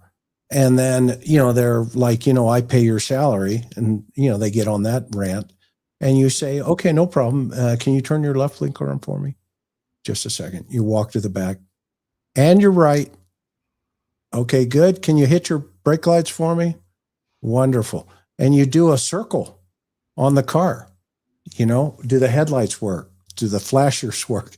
I mean, it's so kind of, back at you because you pay my salary and I have to listen to your lecture, instead of, hey, the reason I stopped you tonight. I had one guy, I said, you know why I stopped you tonight? He goes, no, sir. I said, well, you were speeding. He said, speeding? He said, well, that's impossible. I was looking at my speed thermometer, and I said, did it read hot? Because you were going fast. I'll be right back. That's a classic Chris story. That sounds like a Chris story. That belongs in your book, honey. I know. It was so funny, because he was looking at speed thermometer, and I was like, okay, here, sign here, fine citizen. But, the good stuff there. Anyway, go ahead. You ever see Back to the Future? Yeah, I love it. That's a great movie. You should have said to him, listen, were you trying to get to the Enchantment Under the Sea dance in 1955 with the speed you were going? Exactly. Right. Give me a break. This question here is for you. Yeah. Do you think the fact that BK studied criminology helped him with the manipulative levels? I think he thinks he has a God complex.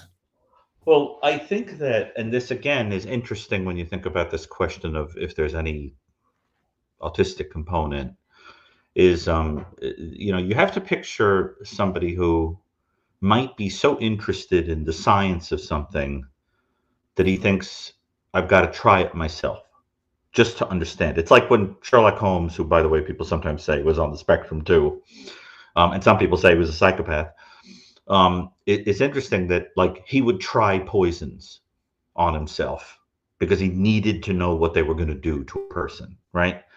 Or I always give the example of that famous scientist who was creating a scale of how much it hurt when you got bitten by a certain insect. So he put the insects on his own skin to feel the pain and then made a scale, right? There are people like that are sort of, they have that intellectualized need and fascination that they say, well, you know what? I'm going to do a survey on what it feels like to kill. Maybe I'll go in and try it myself, and then I'll really understand it, that kind of thing. I'll do it better than all of these people. So I think there was that element of it potentially. And then there's also the thing of, taking all this stuff in and sort of using it like, wow, that was a really clever technique. That was a really clever technique, So, like, for example, let's say, and I don't have any reason to believe this is true, but let's say the book in the search is my book, as some people have speculated.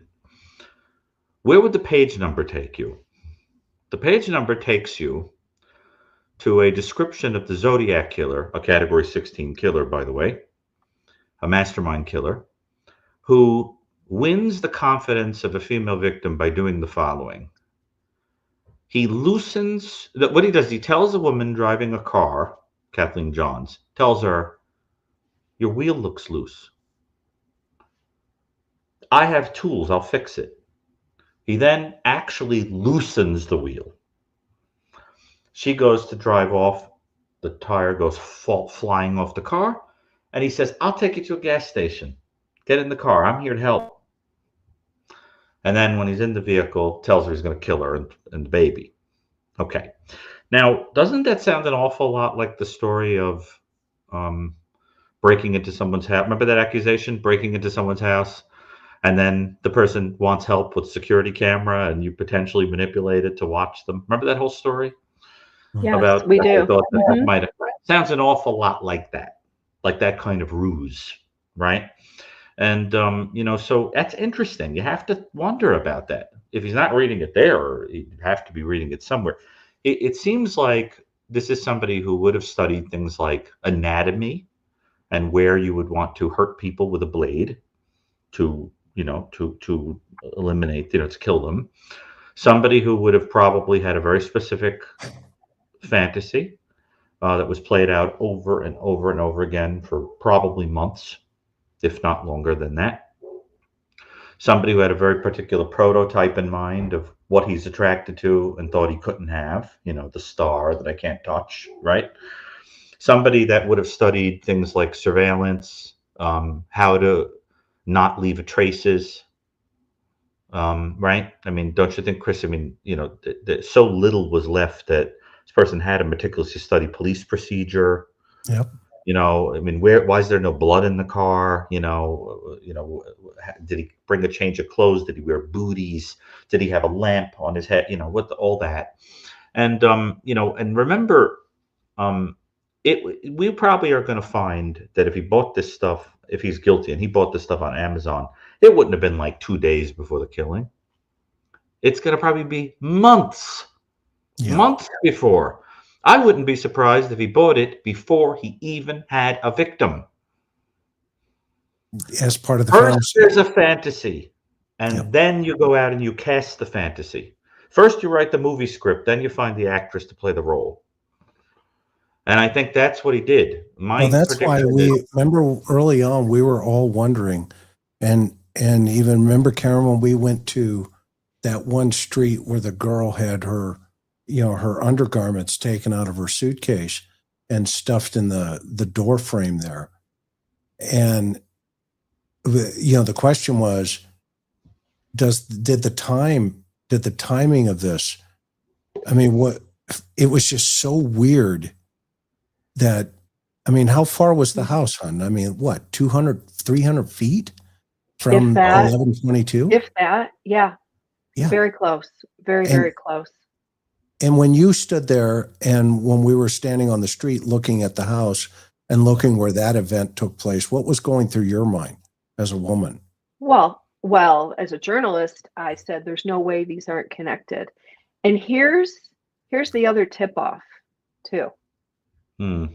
After the quadruple murders, the sheriff's department did not release several items, or I should say, several related crime reports. They never released that one.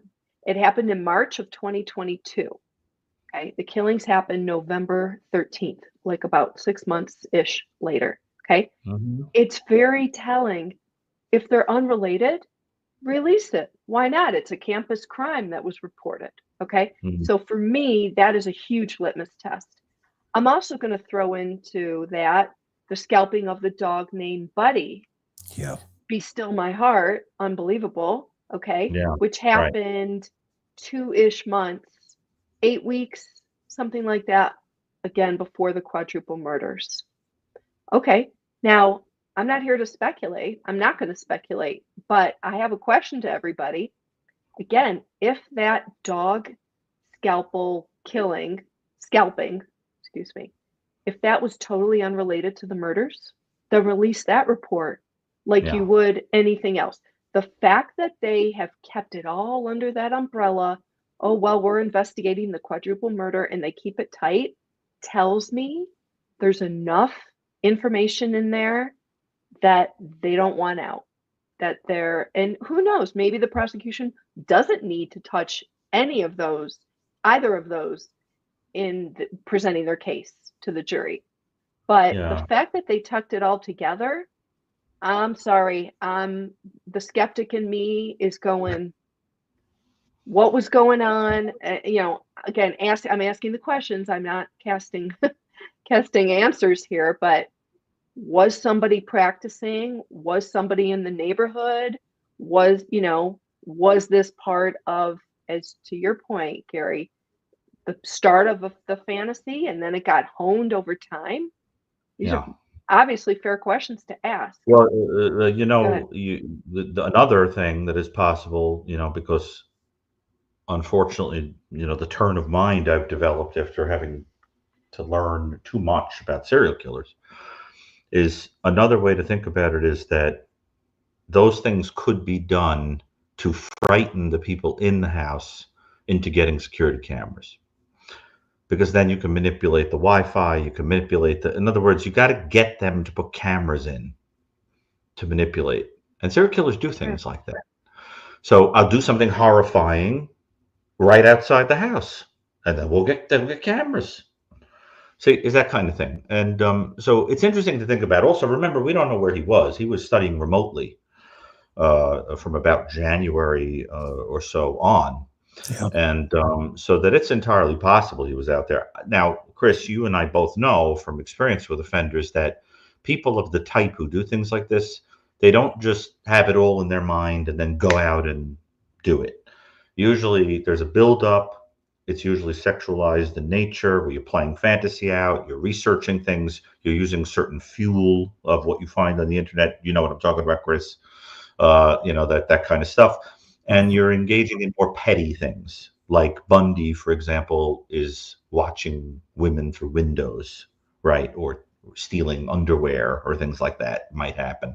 Or you might go in like Ramirez did and learn to break into houses, break in, and in the dark, just sit in the door of the bedroom and watch the people sleeping and then leave. Oh, that is so creepy. Oh, But that's what he did. In fact, I remember Greg Cooper coming on the show here and saying he wouldn't be surprised if that happened here. Yeah. That there would have been practice runs to show that you could get in the house. And I found some video, Gary. Yeah, tell me. And Karen, I showed it to you. Remember, Mm-hmm. of a party. I can't definitively say, but there's somebody in the background, and I haven't shown it to anybody yet. I showed it to my wife. I haven't even shown it to you yet. Yeah, it was. I thought it was inconclusive. Yeah, it's you can't really tell. You can't tell. But the height is right. Mm-hmm. The forehead is right. The eyebrows appear to be right. Mm-hmm. But then there's somebody standing in front of this person, and there are probably 20 or 30 other people in this house. And immediately I thought back to our conversations and what you just said, what Greg had mentioned. Well, it wouldn't surprise me if, and even Ann said the same thing. Right. It wouldn't surprise me if this guy hadn't been in that house before. Absolutely. And taken things. Well, and right.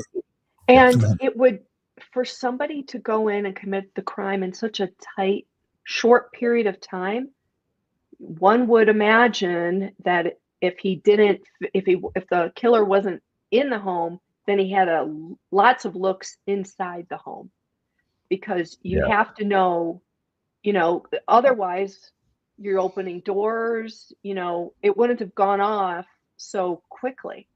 And that's just common sense, I think. I think that social media videos were used as surveillance, because things like TikTok and so forth showed where the windows were, the doors, that kind of thing.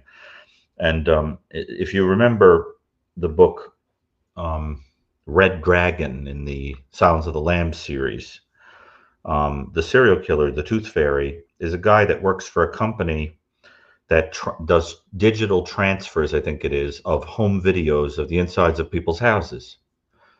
And by watching those videos, he sees things like where the locks are on the door, if there's a dog, where the phone wires are, where the windows are. And he says, ooh, I know everything about that house. I could go right in there. Well, it's sort of like that. He's obviously got intel. I don't know where it's coming from. That could be a source. I still think there must have been some way of knowing what the heck was going on in there that we don't understand yet. But I would speculate, if this is the kind of person I think he may be, that would not only know the basic layout of the house, but would have a kind of obsessional degree of knowledge about the behaviors of the people there. Yep. This is like, I've talked to stalkers, for example, who will say things like, she really bothered me yesterday. And I'll say, why? Because every Tuesday she goes from the deli to the bank. And this time she skipped the bank. That kind of thing. And you go, that minutia detail. Like, right. Or they'll say, it's really strange, this is the first day that she's not wearing that bracelet. Like, no one would notice that. Like, that's the kind of person you could say to them, what hand did so-and-so use to write? Oh, the right-handed, definitely right hand. What was their favorite cereal? Oh, this. And you have to imagine a person having a whole relationship with you and you don't even know they're alive. And they know every single thing about you. That's the kind of thing you're dealing with. And then imagine such a person going in there and everything that he thought was under total control doesn't work. Right. You see what I'm saying? So Chris, You that's notice the first thing that was removed from his apartment was his smart TV. right. Yeah, that's a coincidence, I'm sure. His defense team took the smart TV. Okay. I mean, you're in custody for a quadruple murder, and the first thing you tell your defense team, go get my TV.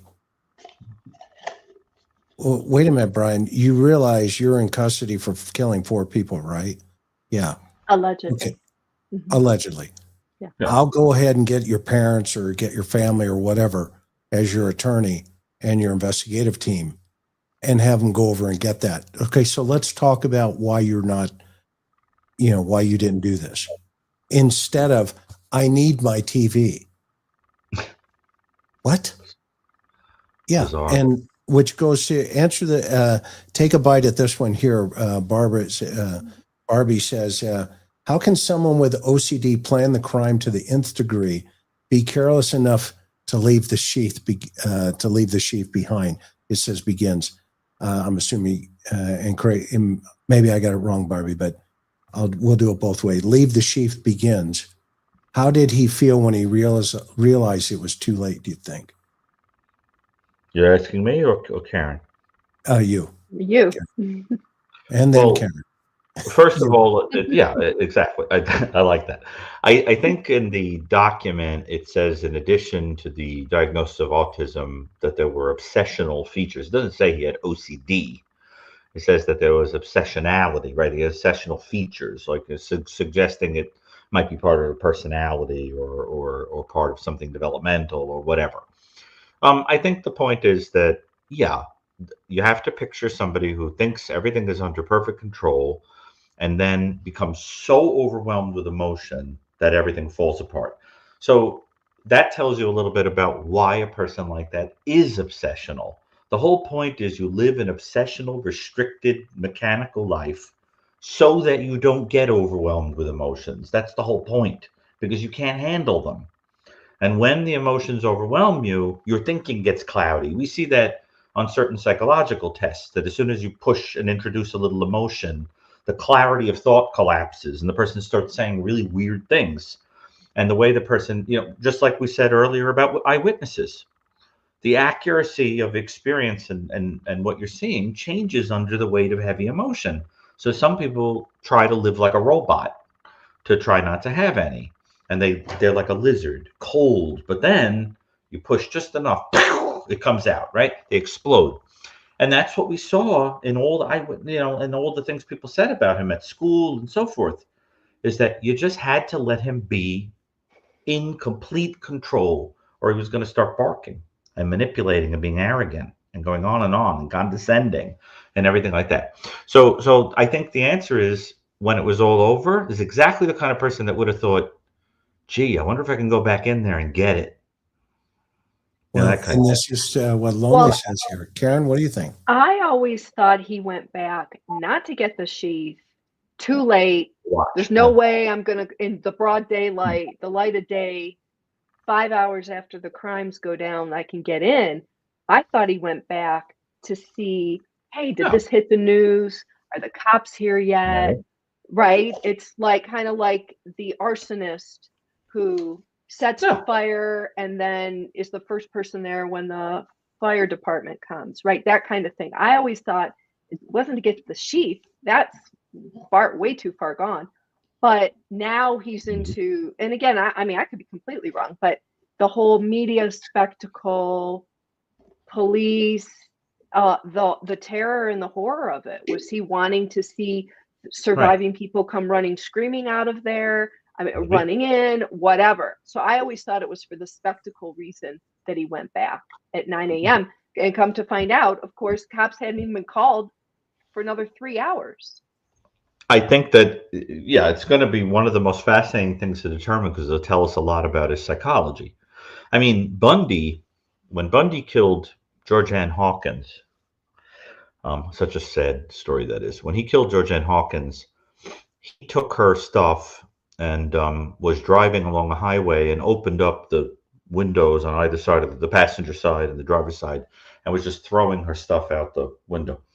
And then what happened is he realized that he couldn't account for one of her shoes. She had actually left it at the place he picked her up and bopped her on the head.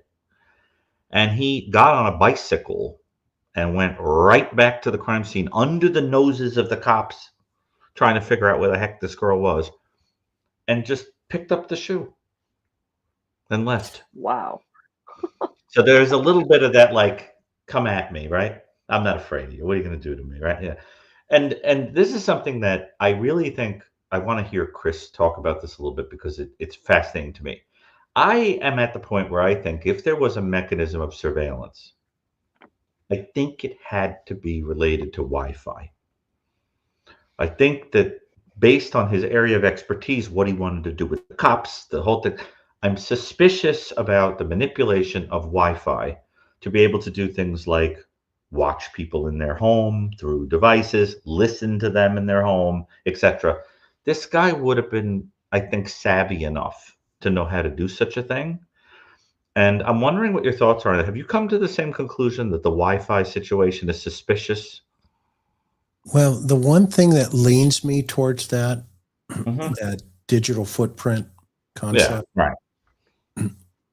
So there's a search warrant that was executed to one of the companies that they're basically like a Wi-Fi provider. Mm-hmm. Okay. And the thing about it is they brought in a intrusion expert, a guy who's on the Secret Service team, Secret Service task force. Okay. And that in of itself was, for me, it was like, okay, what's going on with this one, right? What's going on with this one? And the other thing that's always bothered me from day one, actually being there at the scene, is in Bethany's room, at Dillan's room on the second floor there, is that cylinder block that's just outside of her window. That you could see from outside, from anywhere in the backyard or in the nearby parking lot.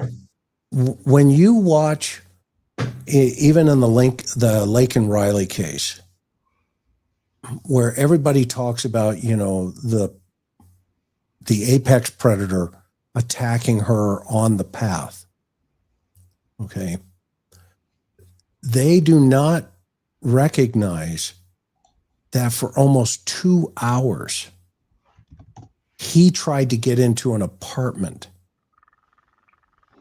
near a bus stop before Lakin had even gone on her run. Yeah, it's such a heartbreaking story. And he's seen in the court, and I played this recently at a class that I did up in Washington State. Oh. And I talked to them about, let's look at the apex predator in relationship to what he's really doing here. Is he trying to, stalk Lakin, or is he trying to stalk this other girl? And the prosecution was brilliant in putting that first piece on that showed him going to her door, checking it, and basically hanging around and going back to the door 6 times. 6 times. And then she was in the shower at this time. Didn't even know he was at the door.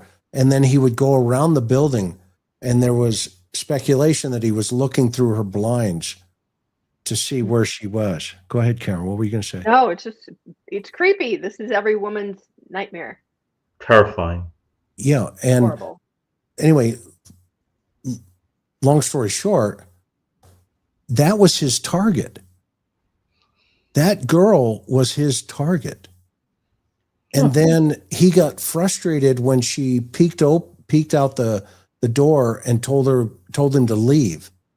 Okay. And he ducks down. You see him duck down. And there's a surveillance camera that picks all this up over by the bus stop. And then he takes off down the path. And that's where he went. And he was down the path when Lakin comes running by, and he attacks her and kills her there. Yeah. Okay. I saw in my head, and after, my experience kicked in, that said, hey, wait a minute. That right there, as crazy as this looks and it sounds, with the screen off and it's sitting off to the side, okay, that's just doesn't look right. It's out of place. It doesn't fit. And I thought inside of myself, and Karen and I stood in that back parking lot. I told her, and I said, hon, this is where he was. He was here, and he was watching Maddie, and he was watching Dillan. Because once we found out, obviously Maddie's boots are there with the M in her window. Okay. But it is a parallel observation perch from the parking lot right into Maddie's room. And that's one of the things that one of the many things that make the fact that they tore down that house, even, I know the prosecution liked to say, well, it was after the crimes, it was such in a horrible state, we couldn't have brought a jury in. Well, you could have brought a jury around the exterior, because it was a fishbowl. And thank goodness we have our own photos and video of it, but you can see right in. And so to your point, I don't want to step over you, but to your point, when we were there 2 weeks after the murders happened, it was such a fishbowl. You could see right into the house. And, that absolutely could be beneficial for the jury. Yeah. Yeah. And go ahead, Gary. Go ahead, Chris, please. No, it's gone. They will never, ever get the true perspective of what it felt like for the suspect or a suspect to stand behind that house and look in. I mean, I can't tell you how many, juries. I mean, we took a jury behind, in the Rebecca Jensen case. Remember, Karen? We took 45. We had 3 juries. I mean, we took 45 jurors in 3 buses to this one area so they could walk around. And it was a remote area with brush, and it was desolate, but at least it was, at least they could visually see where this case Chris is talking about, this woman was killed at. They could see it, they could feel it, they could taste it, they could smell it. It was real to them. Okay. And what's crazy is Becca, the DNA gal, Becca, I think it's Becca. On Ann Taylor's team, they've already used the house against them in one of the motions. Tell us about that, because that really jumped out at you, and you shared that when you found that. Yeah, in one of the motions, they said, she says, well, you can't have all these, she's talking about all these expert witnesses testifying. And then she adds in there just a simple sentence that says, well, and plus one of the other reasons is the house is gone. So the defense has already used the house in a motion against the state. And it was like, bingo. Okay. Bingo. So it was a no-brainer. It was a no-brainer. I mean, a public relations stunt from the university, in my opinion, this is my opinion only, not yours. Okay. My opinion only. That public relations stunt is being used against them already. And we haven't even gone to trial yet. Okay. That house, is gone. I'm going to pull it up here while you kind of opine what I was just talking about. There's a couple of comments here. What's with the vacuum type thing? What do you think, Gary? Karen? Karen, go first. I think it was interesting. I wish it would have been released 2.5 years ago when they were sharing in the affidavit more information about what Dillan, the surviving roommates, Dillan and Bethany, were saying. I know they held it back, and it's just recently came out. I don't really know what to make of it. I think she saw something. She's calling it a vacuum type thing, and I don't think we're going to know right now. It's just my opinion. I don't know. Hopefully it'll come out during trial, but I do wish we would have been privy to that early on. I just can't help kind of wish that we knew about that. Yeah. Gary, do you see this guy walking in there with a kill kit with a vacuum cleaner? Well, it's a little weird. I mean, but remember that the woman who I think owned the home in which she had an apartment said that, I remember her saying on the news that she would hear him all crazy hours vacuuming. That's true. Obsessionally. But wasn't that after the murders? Wasn't that after November 13th? I have to actually look, but I think it's interesting because what it suggests is an obsessional person who is meticulously aware of, dirt and contamination and germs, whatever. So that's kind of interesting to think about, right? But if it's after the murders, then it suggests a kind of a cleanup situation, of course. And I mean, Chris, this is somebody who was so meticulously aware of leaving evidence that he was walking around with gloves.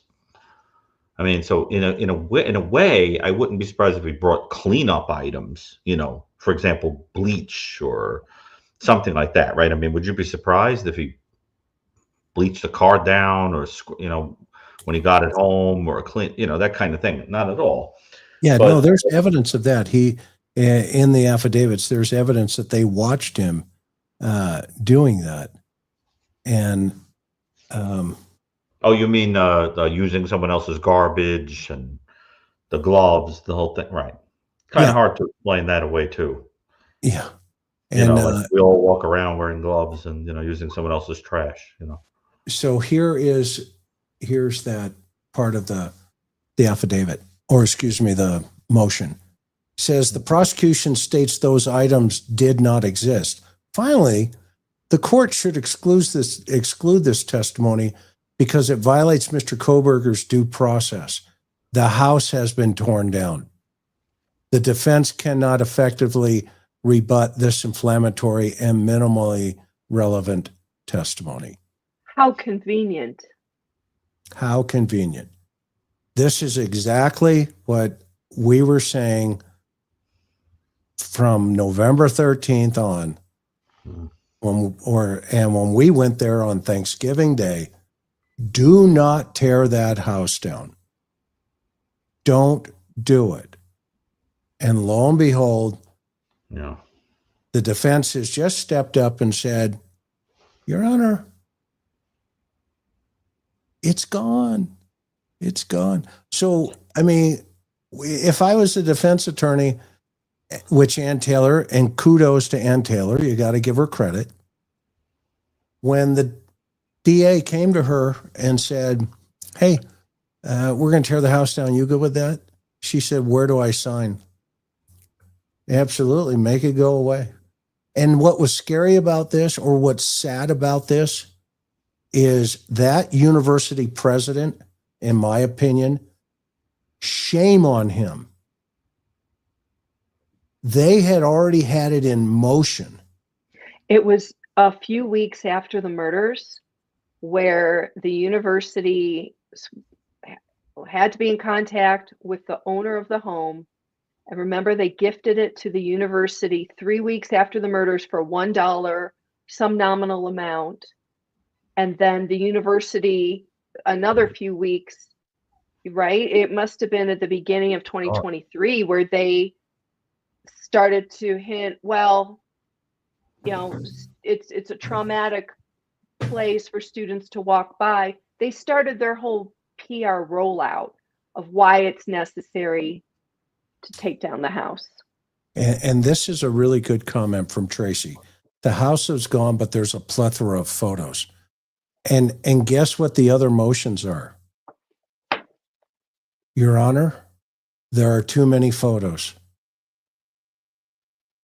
We have to, and if we read all the motions that were recently filed, you need to pick them, Your Honor, because they're accumulative in nature and they will be prejudicial to my client in front of a jury. So what photos are they already arguing? Okay.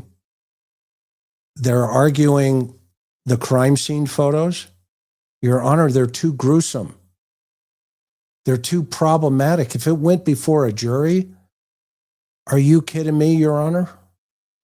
There's no way that a jury needs to see 1,000 photos. And I've had murder cases where the judge has said, you know what, counselor, you're right. Let's pick 4 or 5 photos. We just saw it in the Murdaugh case. They didn't show all the crime scene photos. They showed a couple of photos of his wife and his son. And the judge let the prosecution and the defense both decide what photos will come in. Okay? So, again, this goes back to this idea of, okay, well, what else is available? Well, Your Honor, the house is there, and we'd like to petition the court to have a jury view.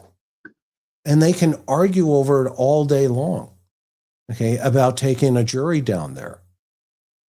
But in this case, the university came in and said, make it go away. Make it go away. And guess what?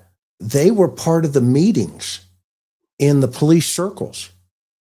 This is documented. It's the evidence is there. He writes about it in his book. And you know, Ann Taylor brought that up in hearings previous. You remember that was part of her argument of why her client needed a change of venue, because the university president wrote a book about the murders. Well, wrote a book, and a large chapter of whatever 40 pages was talking about the murders. So that's how that worked. It was a real problem. And anyway, so, you know, we checked the box on that one. I'm batting 1,000 on that one. You know, but go ahead. Oh, you want to go into this then? I was just going to make a comment. Real fast. Go ahead. Finish your thought. Well, I was just going to say that just to wrap up the point about the possibility of some kind of surveillance is I can't help but think that for this, whoever did this, the idea that the person did not know that they were going to be attacked is part of the thrill. It's like a hunt. The watching and the hunting, that's one of the reasons I'm suspicious about why the eyewitness wasn't killed. It's sort of like if you have a wild animal like a lion in a zoo and you tether a goat to a tree or something, the lion doesn't want to eat it. It's not interested in it because it has to hunt it. It wants to go out and find an animal that doesn't know it's going to be eaten. It's sort of like that. So it's like he's walking out and he's like, not interested. The thrill seems to come from you're asleep, your back is turned, you don't know I'm watching you, whatever. It's that godlike thrill. And that's why, in my opinion, not having the house there is so problematic, because you're not getting a sense of the way that what you thought was this secure little box that you were living inside of was being penetrated somehow by somebody that had some idea what was going on, may have come into it, and did whatever he wished to do when you were in the most vulnerable state of sleep, in the darkness or whatever. And I think you have to think of it that way, that that's the excitement, is the I'm smarter than you, na na na na na na, you know, that kind of thing. Just like you would do when you had a conversation with him. It's the ultimate in being more powerful. And that's where I think the person who commented and said the thing about the godlike thing, I can kind of see that a little bit. But anyway, so I don't know what you think about that, Chris, but I think that's the thrill. The thrill is the hunt and the person not knowing. Yeah, I agree 1,000%. And Yeah. I think we should wrap it up here. We've been here 2.5 hours. This has been a great, and you're an hour. You lost an hour last night. I know. I lost. But you were going to show that picture of the item on the wall or whatever. I was curious. So what this is. So my thinking here is okay, and there's been a lot of great comments about this. Could be a hair thing. This can be all kinds of amazing comments coming in on what people think this is. I want to pull this up here. No, I've heard a few things at this point. Okay, so this, I don't know what this is. However, in the conversation interview with Dillan, and I did a whole thing on this just the other day, and folks can go watch that. It said some type of device that looked like, something, a vac or something to that effect. She didn't say it was a hand vac. And so I went back to Maddie's room and I thought to myself, if he is so obsessed with this room, he can sit there in his car, he can look over at her and all of this, and that's the first room he went to. If this is his obsession, and he knows if Kaylee and Maddie are attached at the hip for just not only best friends, but they grew up together, they love each other. Just think about the reality that they died together. That's how these girls were inseparable, that God loved them so much, okay, that this horrific situation, he's going to leave a witness. He always does. And I thought to myself, okay, what's in Maddie's room that looks like a cylinder of some sort? And this is the item here that I saw. And then it looks like there's a strap attached to it. You can see it there. I'm moving my cursor, but I don't know if you can see my cursor. But it appeared to me to look like a strap. And I thought, I asked Karen, I said, what are you seeing here? I'm going to pull this in a little bit closer. But this right there, there's kind of a U shape here, and then it goes up, and then it attaches back up here at the top, because you can see a white gap at the top, right where my cursor is, to the wall. So this is attached to this item. Okay. And I've heard it's a scrunchie. I've heard, a lot of things. I don't know. But I thought to myself, there is no way this guy is killing those two girls in that room, and him being so much work that went into this thing in terms of up here in his head. Wouldn't you agree, Gary? He's taking something out of that room. Oh, I don't think there's any question that someone of that type would probably keep some kind of trophy or whatever. But who knows? I always think about those IDs that were found in the glove. Remember that whole thing? You remember Ann Burgess said on your show that in the serial killer study of which she was part with the behavioral science unit, I think driver's licenses were the number one trophy taken by killers. Right. It's like the symbolism. Right, but where is she going to find her driver's license here? He's going to have to go through her purse. And is it a possibility? Of course. But the eyewitness said, well, he had something in his hand, and it looked so, it was cylinder in shape. Yeah. Okay. And so, could the alleged hand vac actually be an outline of the knife given the darkness potential? And absolutely great point, Gummy Bears. The vac sounds too strange. My adult stepson's on the spectrum, can be violent. So I ask with experience. Absolutely. Well, you know what I wondered if it was, Chris, when I first heard it, I thought this is somebody who clearly, based on the fact that there would have been so much blood and there, it would have been so difficult not to have, I mean, from stabbing cases, there would have been all manner of human trace evidence all over the place, right? Everything, dandruff, sweat, blood, everything flying off of you as you're ferociously attacking people. And yet, where is it? So I wondered if maybe it was some kind of canister or something into which the different coverings and things were sort of squeezed in, like a plastic covering of some sort, gloves, whatever. I also thought possibly about a flashlight. But, but the thing is, I can't help but think that it had something to do with the things that were brought in to minimize the leaving of evidence. And, so it seemed to me to be something there's like a huge problem with that. Yeah, tell me, I'm dying to know. Well, it's a cross-contamination. If you bring something in, you're leaving that in the house.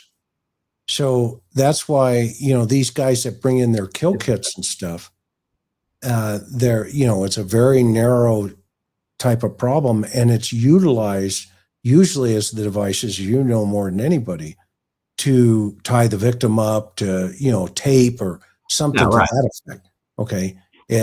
But in this situation, you need it for fantasy. Yeah, that's why you bring it. Yeah. I mean, this is a good one here too by Barbie. Could the knife have been mistaken for a vacuum? Absolutely. That is a possibility. Could picture him holding the knife. He's walking exhausted and dazed, as well as, does he try to conceal it in some way? And then the witness sees that and thinks it's, this vacuum type of situation. So we don't know. We just don't know at this point. But I just think this, situation here, for me anyway, it's black. Looks like it's got a piece of plastic at the top of it. I can't really say for sure. It doesn't look like a hair scrunchie to me. I think the other items are hair scrunchies. I'm not a girl. I've asked Karen 1,000 times, keep looking at this photo. Tell me what you think it is. Okay. And I can't tell. Go ahead, hon. No, I can't tell. Can you hear me? Yeah. Okay. Okay. No, I can't tell what that object is. Yeah. So anyway, it's a bracelet or a necklace holder. All of this is, no question about it. But what's this? What's this black thing hanging on the holder? Because there is a strap here connected to this item. Chris, one of your viewers, when you did a show about this before, said that they were pretty confident that it was a Dyson hairdryer. And if you look it up, it does look just like that. Well, I looked it up. Black, white head. Now, not just like it, but quite a lot like it. And but I don't know it to have a strap that you meant, like you mentioned, or anything like that. But I wouldn't be surprised if it was something like that. But who knows what kind of thing you would take? That's the other thing. Who knows what kind of object you would take from a person? But this is the thing I'm asking, Chris, is do you not think that he had to have taken in there, whoever did this, items that would have been used for the limiting of the leaving of evidence? Like some kind of I think he coverings, booties, whatever, anything like that? No, I think he came in ready to go to work, because he went right to the third floor. Right. But where's all the evidence we'd expect to see if a person didn't have coverings and gloves, booties, and everything else? I mean, we don't know what type of, right? I'm going to go out on a limb here, but my my sense is that because there are 1,000 photographs, okay, that place is a mess. And and what we don't know is how much blood he did have on him. And I think the knife, remember when he went to the grocery store? They have him on video at a grocery store. Okay.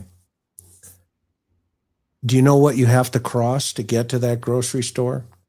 You have to cross one of the most powerful rivers in the state of Idaho, and that's the Snake River. If I was putting myself in his shoes, and as meticulous as he was, okay, and I got home in time to take my shower curtain, which is missing, to take all these other items, package them up, put a weight system on them of some sort, get to the Snake River, aloha, okay, but keep the knife. Because I think you and I would agree that knife is so important to him, especially if this was his first kill, which I think it was. So do I. So I don't think it was intended to be the last. Yeah. Very likely, based on what appear to me to be potential motivations. But I agree with you, Chris. He would probably learned that from other offenders, how to get rid of evidence like that.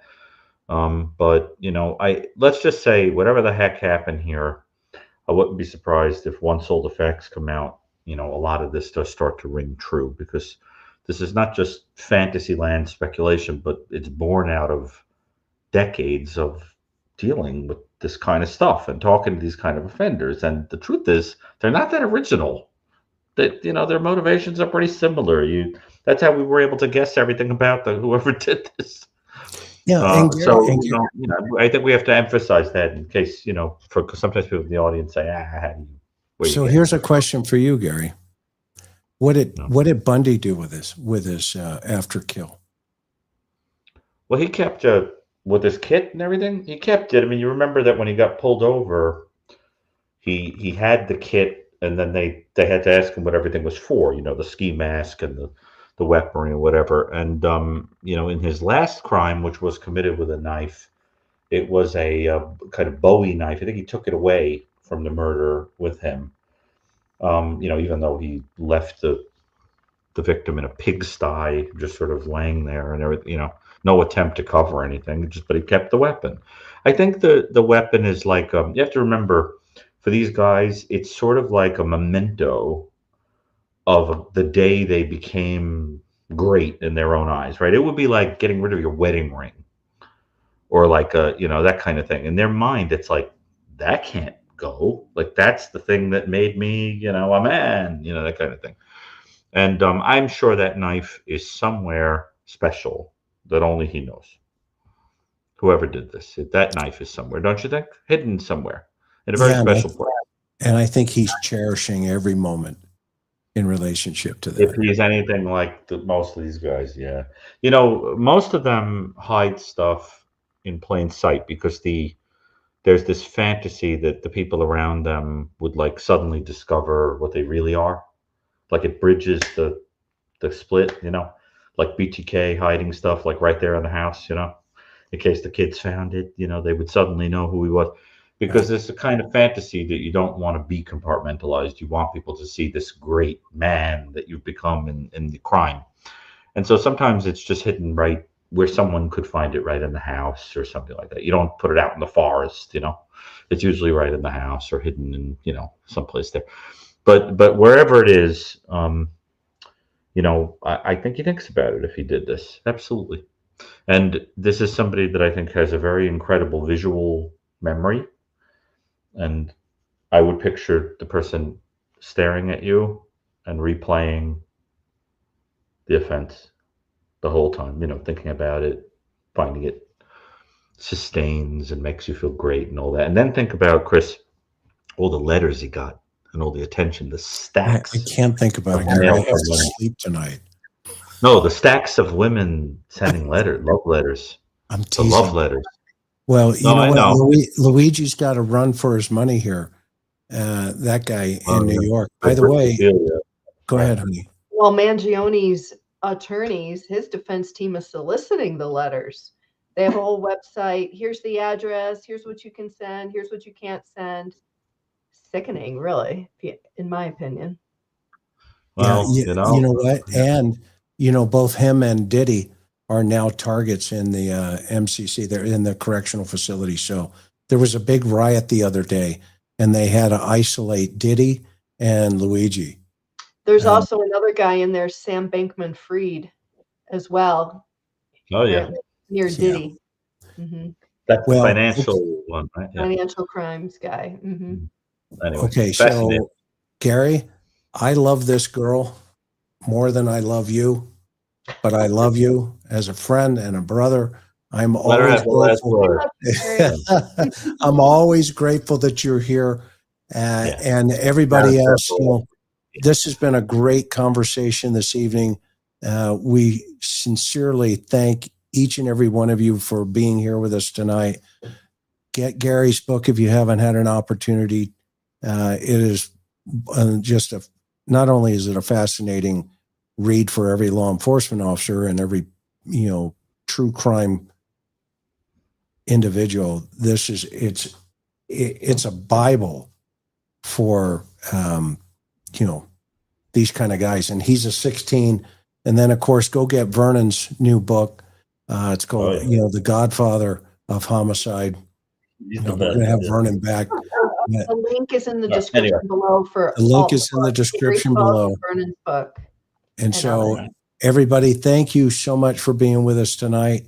Let's go to Hawaii. Okay. Aloha. Continue to be kind to each other and take care of one another.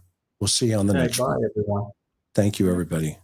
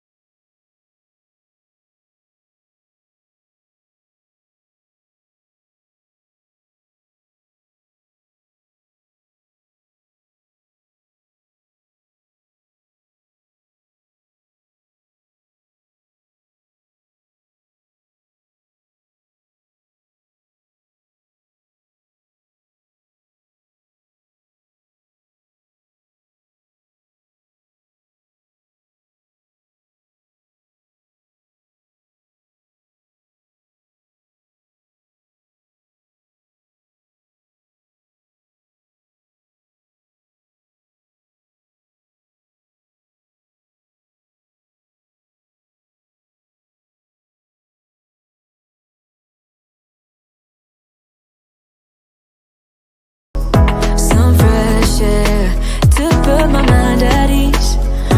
No cares. You wanna come with me? Me and you go to our favorite tree. Are you ready now? We jump on a plane now. We're taking away. Yeah, we're taking away. Don't hesitate now. We're taking away. Yeah, we're taking away. We'll never come down. We're going away. Yeah, we're going away. You and me. Feeling the sun on my face in a while.